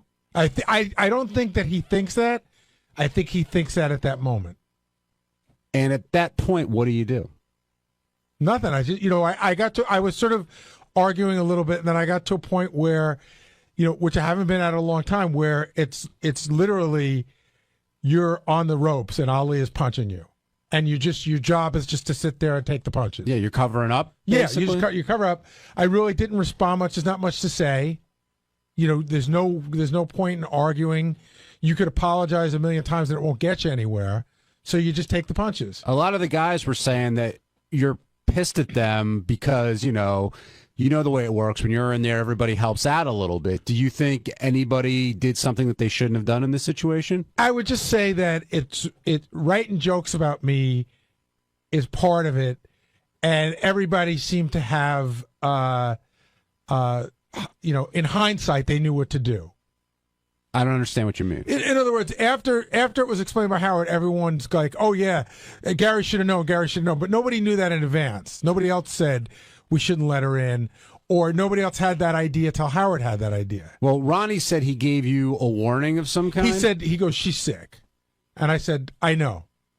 All right, so she's sick. Her voice sounds a little. But again, she told me, "I'm not sick. I'm getting over. My throat is, my voice is bad, but I'm not sick anymore." Now, why did you feel empowered to make that call, or do you feel like that's Howard's call? You're not going to do that. I did not feel empowered to make that call. Howard and I have had some conversations over the last, maybe a little bit less than 2 months, about how he wants me to take more of a role. And I can be very honest. He said, "I want you to take over more things, and I think you think like me a lot, and some mistakes might be made, but I'm willing to live with those. I want you to start handling more stuff." So this definitely falls into that category. Now, he's right. I probably should have made that decision. It's been 28 years and 10 months of I make the final decision. You don't do anything without me. So that's what I was alluding to, and I was saying it's sort of hard to change the way things have been for a long time. I've never, in the history of the show, for any reason that I can think of, turned a guest away. And I could have made that decision. I could have turned her away, and he could have been, "Gee, you know what, man? Did you insult her? Maybe you didn't do the right thing. I don't know, man. I don't like leaving a guest with a bad taste in their mouth." It could go a different way. It's obvious now that he saw it, but it might not have been obvious. Do you regret not doing that at this point? Or do you still think you made the right call? I regret it because I think that the interview wasn't good for the audience, and I regret it because it ruined Howard's day on that front and on the front of how he feels. He's I wouldn't say he's a hypochondriac, but I would say that he's hyper. I've seen him blame a cold on a person that was near him when you can't really connect the two. Oh, I know. I remember that. And then it becomes more than just I got a cold from, because Steve is standing in front of me. Let's say it becomes more than I got a cold from Steve Brandano. Steve Brandano ruined my fucking weekend. I couldn't go out because of Steve Brandano. That motherfucker walked in here with a fucking cold, and look what he fucking did to me. Today's his 4th wedding anniversary with Beth. If he coughs tonight, are you going to be getting a phone call, you think? I won't get a call. He'll just save it all up for Monday. There will be no call. Later, he would not talk to me about it off the air. unless he might say, listen, I know I gave you a hard time today, but really you should have done that. We could have a conversation. But he would never call me to say, you motherfucker, I'm sick. Later in the show, Jason went in to read something about 𝗦𝗵cie𝘄𝗿𝗱, and you said, I'm making a decision. I don't want Jason to say that, but Jason ended up saying it because Howard wanted him to. Right. So do you think that's sort of a symptom of what you're dealing with Howard? Sure. Or did he think you were just making that call to make the bit better and you really did want to hear what Jason I had was to say? actually making that call. I thought people had told him enough. People had already scared the shit out of him enough. Piling on wasn't going to make him feel any better. And there's almost like a sadistic, masochistic streak in him. Like he wants to hear more of it. He wants to hear more of it. Tell me how sick I'm going to get. And I wanted to try to stop that. Jay in Phoenix, you're on the wrap-up show. Hey, thanks for taking my call, guys. Hey, Gary, I just wanted to build you up a little bit, man, because I know it was a tough spot for you to be in today, because Howard said he could kill an hour, but it would have been berating you. But since you touched on a lot of stuff that I wanted to ask you about, I just want to know how soon do you think that Howard is seriously going to think he has whooping cough like he had 𝗦𝗵cie𝘄𝗿𝗱's foot disease? And is there anything for you guys to give away that I might be able to get from you today? I'll start backwards. I have nothing to give away, unfortunately. And I think he already thinks he's got the potential to have it. All right, thank you. Let's go over to Mark in New York. Mark, you're on the wrap-up show. Hey, guys. Love the show. I was trying to get through to Howard today directly because, I don't know, I think he's being a little unfair. And I've been listening to the show a long time, and I've heard the tons and tons and tons of flack that Gary's gotten over the years. So when he's saying he's trying to empower you, Gary, I kind of feel it's hard to believe because half of the shows he's kind of tearing you down. So I can understand when it's time to make a big decision where you might be paralyzed to a degree because you probably feel the weight of all the second guessing that might occur if you make, in their opinion, the wrong decision. So I'm wondering, like, when a decision like this comes down, are you thinking of all the aftermath that might happen should you make the wrong move and sometimes get paralyzed by that? I'll be very upfront. It never came down to me deciding to make a decision. I mean, I saw her there. I told her she didn't sound that good. I probably, in my mind, I probably thought it was worse. But I'm trying to make him feel better about it. But I said, she doesn't have her voice here. But Jason, why were you just laughing uncontrollably? Oh, because it's so fun. Listen, it's so weird for me as a fan. I was loving everything that happened today with you and Howard. As a friend to you, I felt bad. But it is so funny for Howard to claim that he was doing this to help, having this argument on air to help you. Listen, Howard only cares, as far as I know, about two things in that moment. A, whether or not he has whooping cough, and B, making good radio. And he made great radio. Right. But I can't imagine that anybody who might hire you would have heard that and said, oh, well, now I want to hire Gary. Because if anything that hurt you didn't help you in terms of finding a future job, or more likely it was a push, which I'm sure. So do you agree that earlier in the week when he said that he was telling me how bad my Nerd show is, that was out of love? Or does that fall into the same category?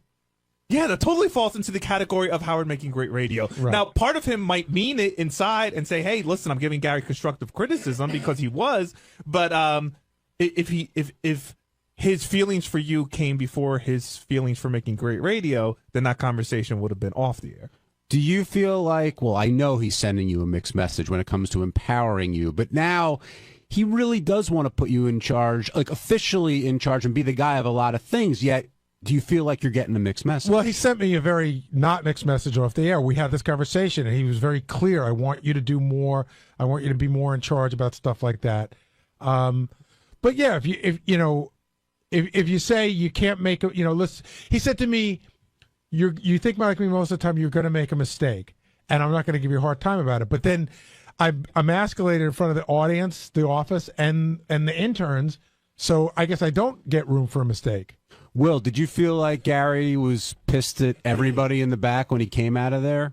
I mean, I just thought he was pissed off in general. I don't know. Yeah. It seemed like it was directed at everybody, but it could just be he was just angry at Howard. I was angry at the situation. I was angry at the whole situation. I was a little bit angry at the office, and I say this, I'll be very upfront, no one in particular.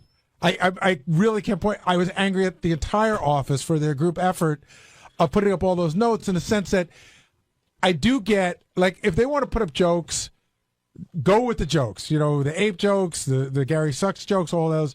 But these were sort of like, you know, Howard took a premise and they wrote it. But that's what we do, so I can't get that mad. I mean, I can't hold a grudge, but I could be mad about it at the moment. Sure you can, but just know you didn't get any special treatment one way or the other. Well, yeah, I know. Right. I'm yeah. just I surprised mean, it would have been you're as anybody. upset as you are about it. Yeah, I am too. What do you mean, Will? Well, you just seem very. I've never seen you. I feel like this bummed out about after a segment like this, which seems to happen quite often. Yeah, but it was very personal about how he thinks I must hate him, and then, like I said, this other thing that was. He doesn't really think you hate him. I mean, no, but there was this other thing going on too. Again, to talk in broad strokes, I sent him a note last night about something that happened on the air yesterday, and it was more of that, and then it's the phones this morning, even though I'm one of the people in charge of phones, but Tim and I work together on it. So I took it. So it's Gary fucked up the phones. Gary sent me a note last night. Gary gave me whooping cough. Gary's show sucks. It gets to be a lot. Curtis in Nebraska, you're on the wrap-up show. Hello? Hey, Curtis. Hey. Well, I was wanting to ask, I'm sorry, I'm really nervous. Take your time. If Howard actually did get whooping cough, how big would this be to the show? I mean, Yeah. This is what I would say. That was one of the other reasons I got bummed out today, because I started to think about that. If Howard got it, I don't think our relationship would ever be the same. If Howard got sick at all. But if he got it and he were out for a period of time, he would absolutely blame me for it. And I don't think he'd ever deal with me again the same way. I think if he gets a runny nose, you may be in for that, Gary. I mean, you know the way he gets about this stuff. No, but that I can deal with. If he gets whooping cough, say he really got it. And Beth dies. Say he really got it. What are we, fucking Little House on the Prairie? Say he really got it, right? I'm done. Yeah. I'm done. You are.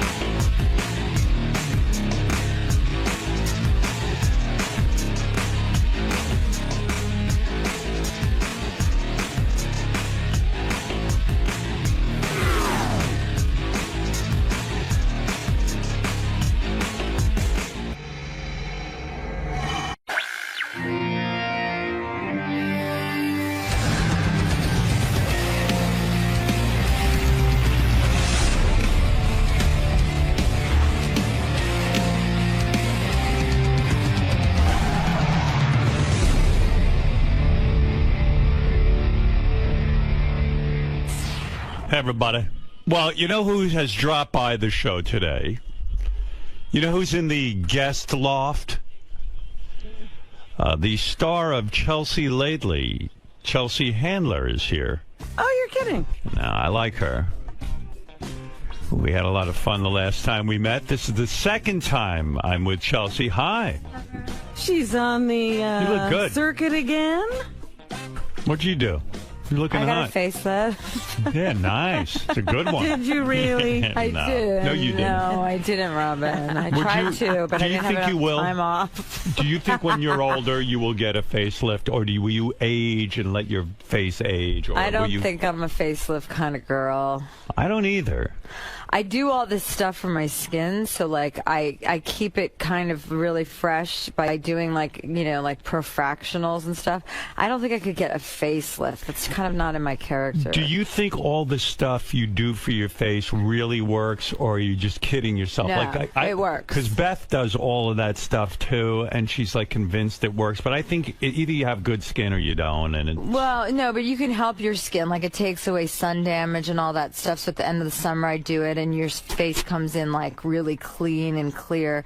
It works. Some of it works. Some of it's bullshit. It's like trying to get rid of cellulite. That doesn't work. Yeah, and nothing gets rid of cellulite. No. But unless you got to start when you're young and you got to exercise and play And sports. not eat a fucking cake when you That's get right. home at night. I know. I've been starving myself to fit into my clothes lately, and I got to tell you, I mean, yesterday I went to an Italian restaurant and didn't order pasta, and I was like, this is ridiculous. I'm a guy. I should be able to order a big bowl of spaghetti. But you're not. You're more like a woman. I am. I'm so feminine. You are. Even my physique is The feminine. way that you think about your body and talk about your body is very feminine. Yeah, like I'm trying to get supermodel thin.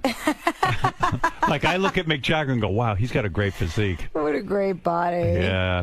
You know what shocked me about you that I was really kind of surprised when you were on you were talking to Rosie O'Donnell. No, it wasn't Rosie O'Donnell. Where did you were crying on TV? Rosie. On Rosie. She made me cry.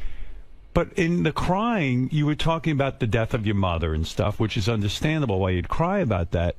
But that you went to a psychic, and you seem way too intelligent to go to a psychic. Like, I would think you would sit there and just fucking goof on the psychic the entire time. You would think so, but then, I think sometimes you meet people, like this is my feeling about psychics. If you really train hard every single day at, like, even wiping your ass, like, say that's your goal, and, like, Right. that's your standard in life, and that's what you want to get really good at, like, you're going to get really good at wiping your ass. So you think if somebody, even though they're a fake... Well, no, because I think if somebody has the intuit and studies it for a long period of time, some of them are completely full of it. But I think with like 50% of it is true, and 50% of, I mean, every psychic I've ever been to has said the same exact thing to me about overall, like about my career, like, oh, you're going to have this big job and you're going to be, well known.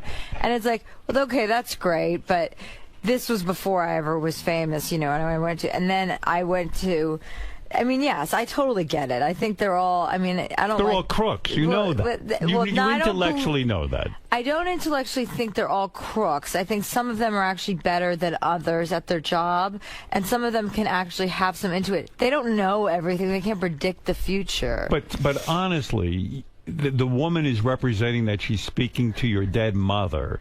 And that's absurd. But I don't know what my dead mother's up to. I mean, maybe she is speaking to the psychic. That's more my mother's problem than the psychics, don't you think? If that's what my mother is doing and spending her free time up in wherever she is. Do you believe in an afterlife? No. No. I believe that people hang around.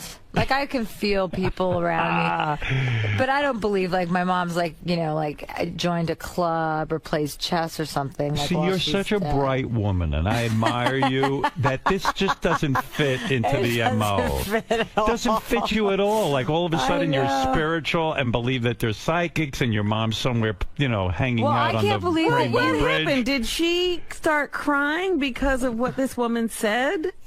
No. My mom, I mean, she just told me this stuff about my mom. I don't even remember what it was, but like something about my mom's always with me, and when I was, some nonsense. But I think when you want to believe something and someone tells you it. You want to believe. But I couldn't believe that you went on America's Got Talent. I would think that you're way too intellectual to be on such a shambolic disaster of a show. No, I love that show. I know you And I've do. watched it for years, and I love doing it. But I watched the show only because you were on it, and I was like, I can't believe. What? That's why I did it. But it's beyond. I mean, they've got like Korean karaoke artists. Well, I don't agree with that. I was Do you actually love Koreans? No, I never said I love Koreans. Now, don't pin that on me. No, of course I do love. I love all people. No, I really thought a lot of the people were incredibly talented. I mean, you see a lot of bullshit, but that's fun too. But there are people in pyramids that are making pyramids out of their bodies. I always wanted a job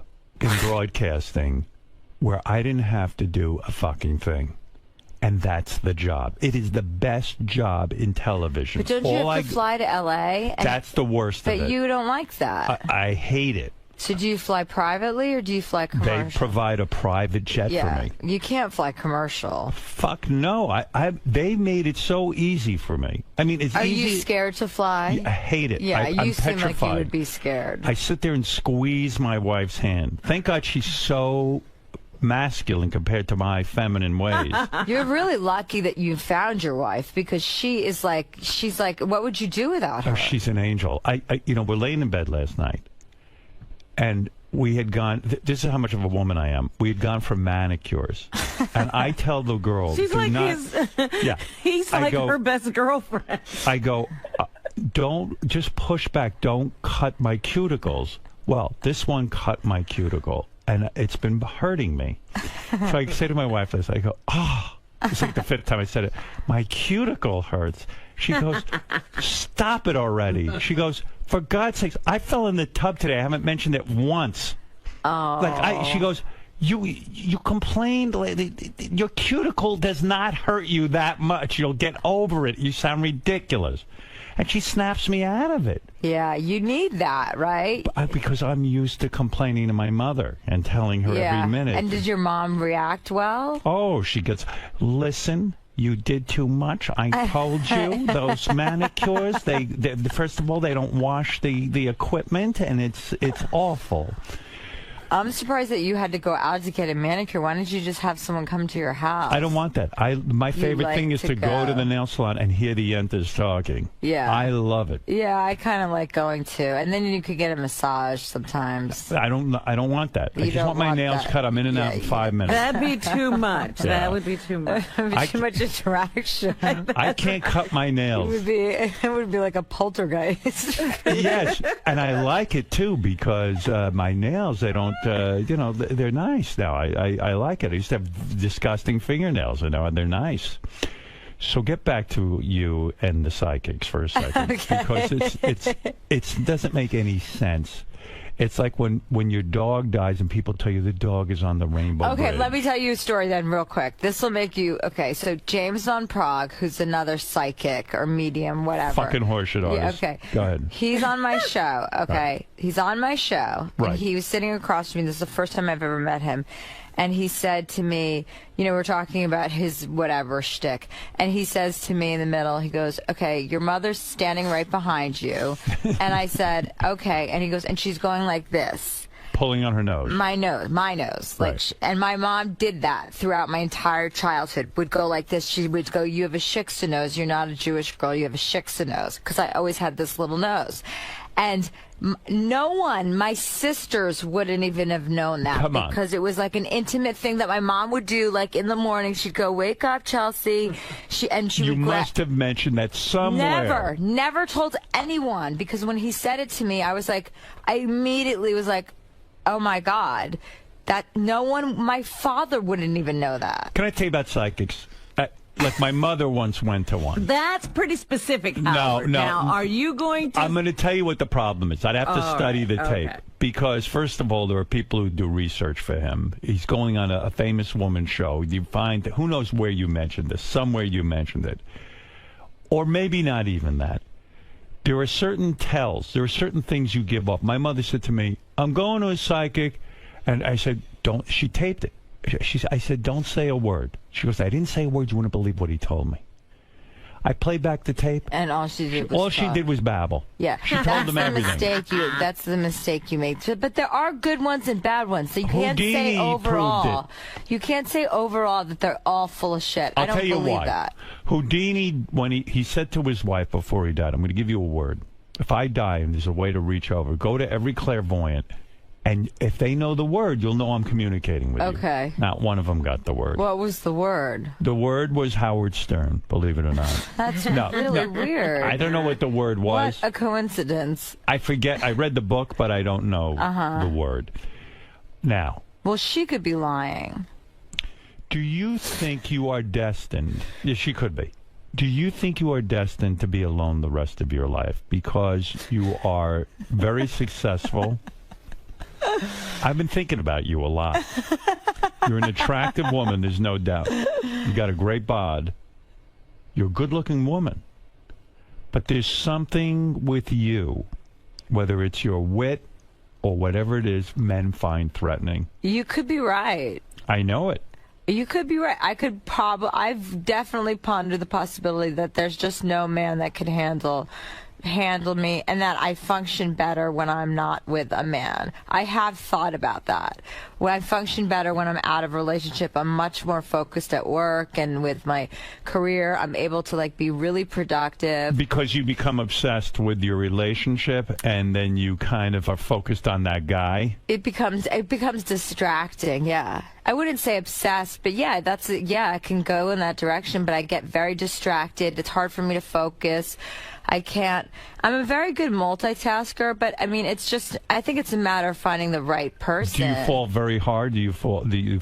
Depends. Usually I just, I don't put up with a lot of shit from anyone. So the minute I sense any bullshit, I'm out. And you call that person out on it? Yeah, I'm done. I don't want to put up with any of this nonsense. Like if someone lies to me, I don't have any tolerance for that. What if I could handle a relationship with you?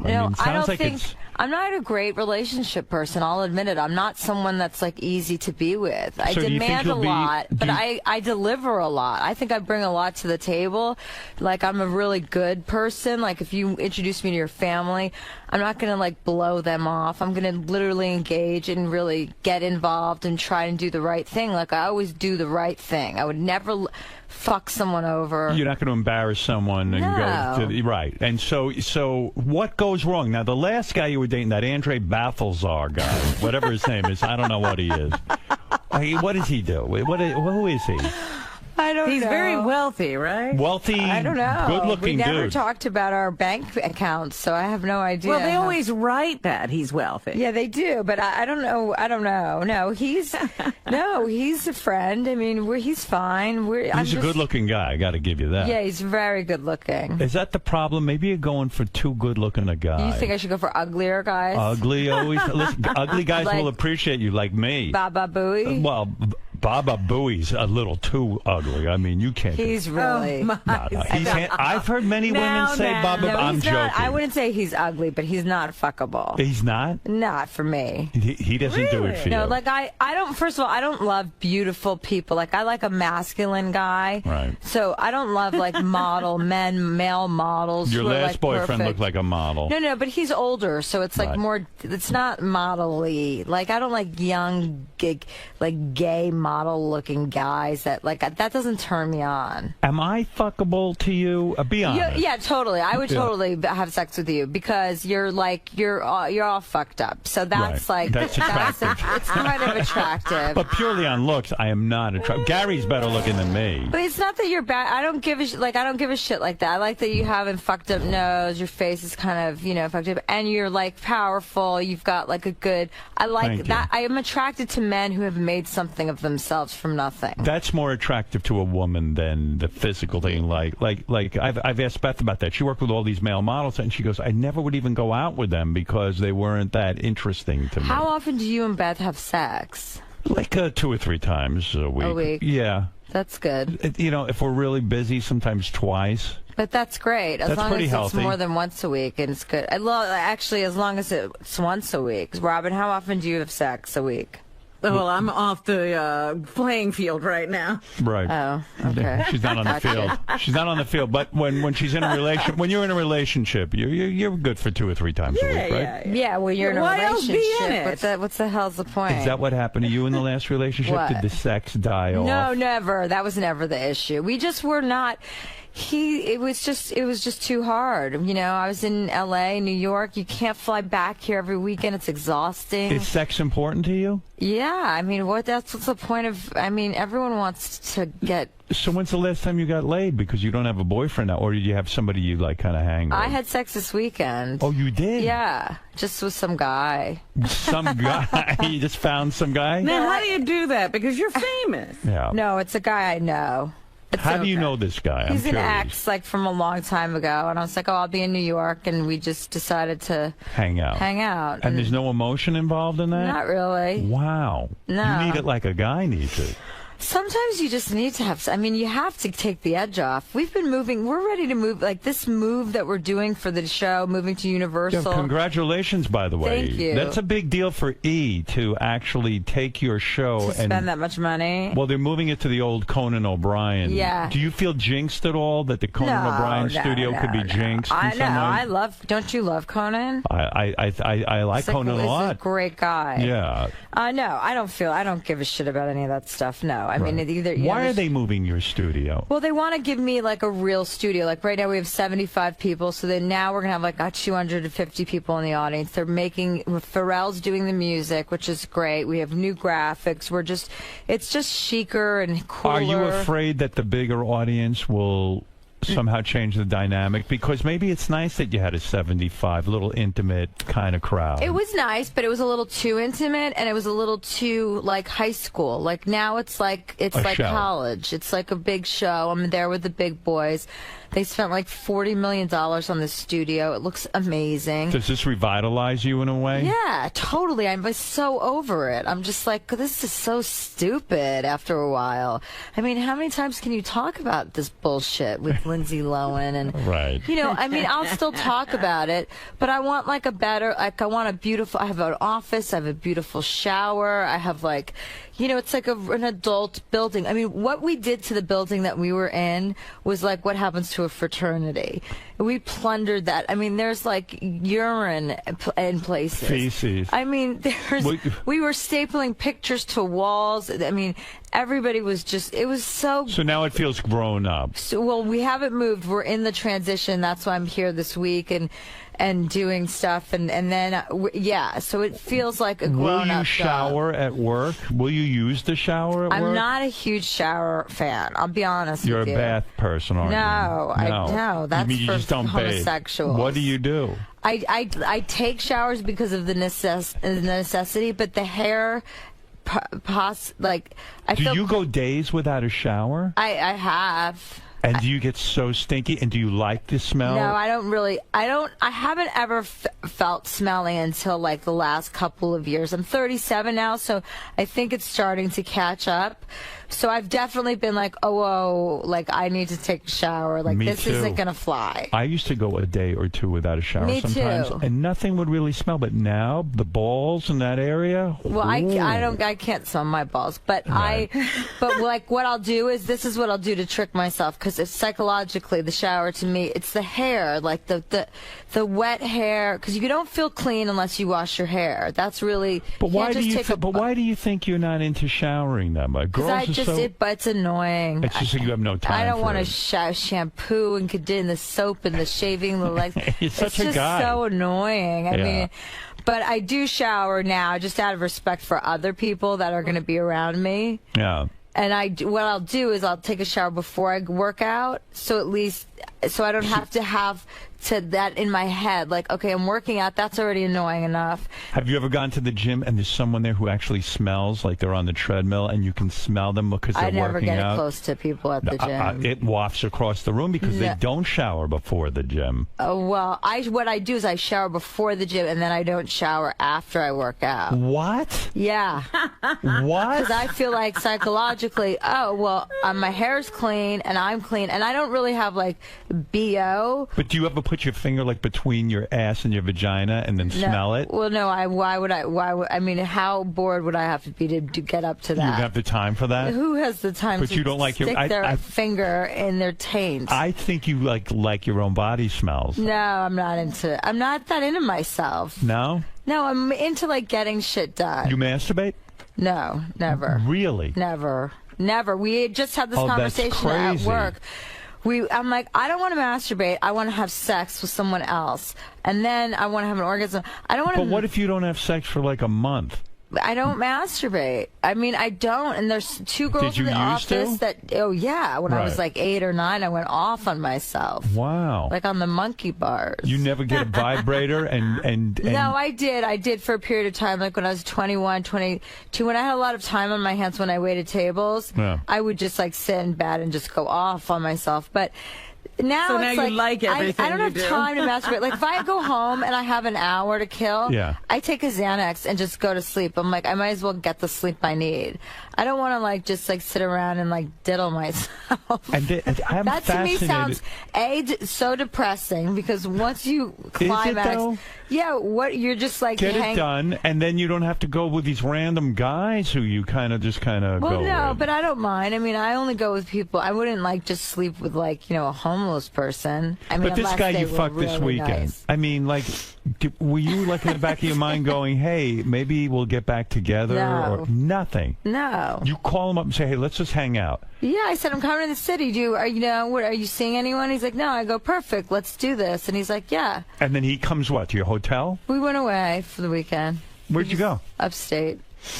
Like apple picking and stuff? Yeah, we went to go pick apples. Oh my God! Bananas, apples. You What went else did upstate, you like to pick? like a little hotel, like a little bed and breakfast. No, yeah, basically. And how many times did you fuck this guy? Like 3 times? Probably, yeah. Maybe more? It was just a night, so it was like 3 times. 3 times in one night? Well, like a night and a day. Wow. Yeah. You're like a vampire. You devour people. No, it was great. It was perfect. It was just what I I needed. bet you're a lot of fun. I am. Now, how's your body look naked? My body's in. Well, I had this You look surgery. good in those stretch pants. Thanch you. They're jeans. Well, I guess they are stretch pants. And my body's pretty. It's good. It's like it's decent. I find you an You attractive got woman. something about surgery. What's the surgery? I had ACL. I tore my ACL in Switzerland skiing. So my body, like my one leg, atrophied completely for like 3 months, and it was so gross. I couldn't even look at myself naked. So that was No. also part of the reason of not wanting to. Now that I'm back together and being able to exercise, I feel much better about my body. And when you were with this guy upstate, like, do you bring like a trousseau? Do you bring like outfits to put on for him and stuff? Nothing like that. I don't have time No. for that. I'm very, very basic and conservative. Like, I'm not into any weird shit, and I don't. Not that that's weird, but like 50 Shades of Grey, like that S&M. I'm like, I find that to be like that is a lot such of work. boredom to me. Did you read 50 Shades of I Grey? tried to. And it was boring. No, and that's when I decided to write my own book called 50 Shades of Chartreuse. Right. That's the name of the new book coming 50 up. Shades of Chartreuse. This time it's personal. What is that? Like your 7th book you're gonna write? Fifth. They sell a lot, these books. Yeah, well, you make a lot of money. I like to be productive. I like to make money. Right, because I'll be honest. I just like to. My parents were such losers that they were such losers that I was like, I can't ever behave this way. I'm like, do you guys even have a fucking savings account? Like, what's the game? I was 4 years old, and they wouldn't even take me to nursery school because they were just like tired and sleeping. I'm like, were they hippies? That would be too chic of a word for them. I mean, Right. that's They were not. bums. They weren't even cool enough to be hippies. I was like, you guys need to get up and take me to nursery school right now. My education is very important. And my dad was like, it's just too cold outside. Nursery school doesn't even matter. And I'm like, well, then I'm going to walk there. And he goes, well, good, go ahead. And I walked myself to nursery school to you know what? To get there and take a nap on a cot. I got there and like, it's nap time. I'm like, oh, this is such a fucking crock of shit. Isn't it amazing? Trying to get an education and you guys want me to take a nap on a cot. Like a Isn't that nun. amazing? Isn't that amazing that your parents were like, you could have gone the slacker route being raised by them, but you I went was the opposite but I was a disaster when I was in high school. because you were confused. Well, yeah, I did acid all the time and come into the limelight. I was just like such a mess. And then I got my shit together because I was like, I'm not ever going to live a life like this. I don't ever want to worry about opening up a refrigerator in a hotel room and having any person tell me not to have a Coke because it's $4. Like, I don't ever want to live like that. I want to always be able to Contribute, support to myself. support yourself. Did your father did he have a job at all? He was like a used car salesman. And he was not even good at that. Well, he was. I mean, is that something you can even be good at? I mean, how do you get good at being a used car salesman? You just have to get worse at it, I think. Did you love them, or do you have a lot of anger I love toward them? No, You do. Yeah, no, our family's really close. I mean, Your father's still alive? He's barely. I mean, we're waiting for him to die, but this doesn't seem like it's going to happen. How old a guy is he? He's 80. He had me when he was 42. Oh. He's really old, but he will not die. Right. And he's just like. Do you want him to die at this Well, point? I think it's better for him to be dead because he's not having a good time. Does he have Alzheimer's? No, but he can barely walk. He's miserable. He's in an assisted living facility. What does he do all day? Just harasses women, sexually harasses women. That goes on a lot in these old age No, homes. they won't let a man. And then if he has a man with him, he just calls. He's like, "Get away from me, faggot." Wow. Because he's like just an old racist Jew, and so like he'll be like, "You're a faggot." So no one will help him. So and we have to. I call. We're constantly like, we're so sorry about our father. Can we just I mean.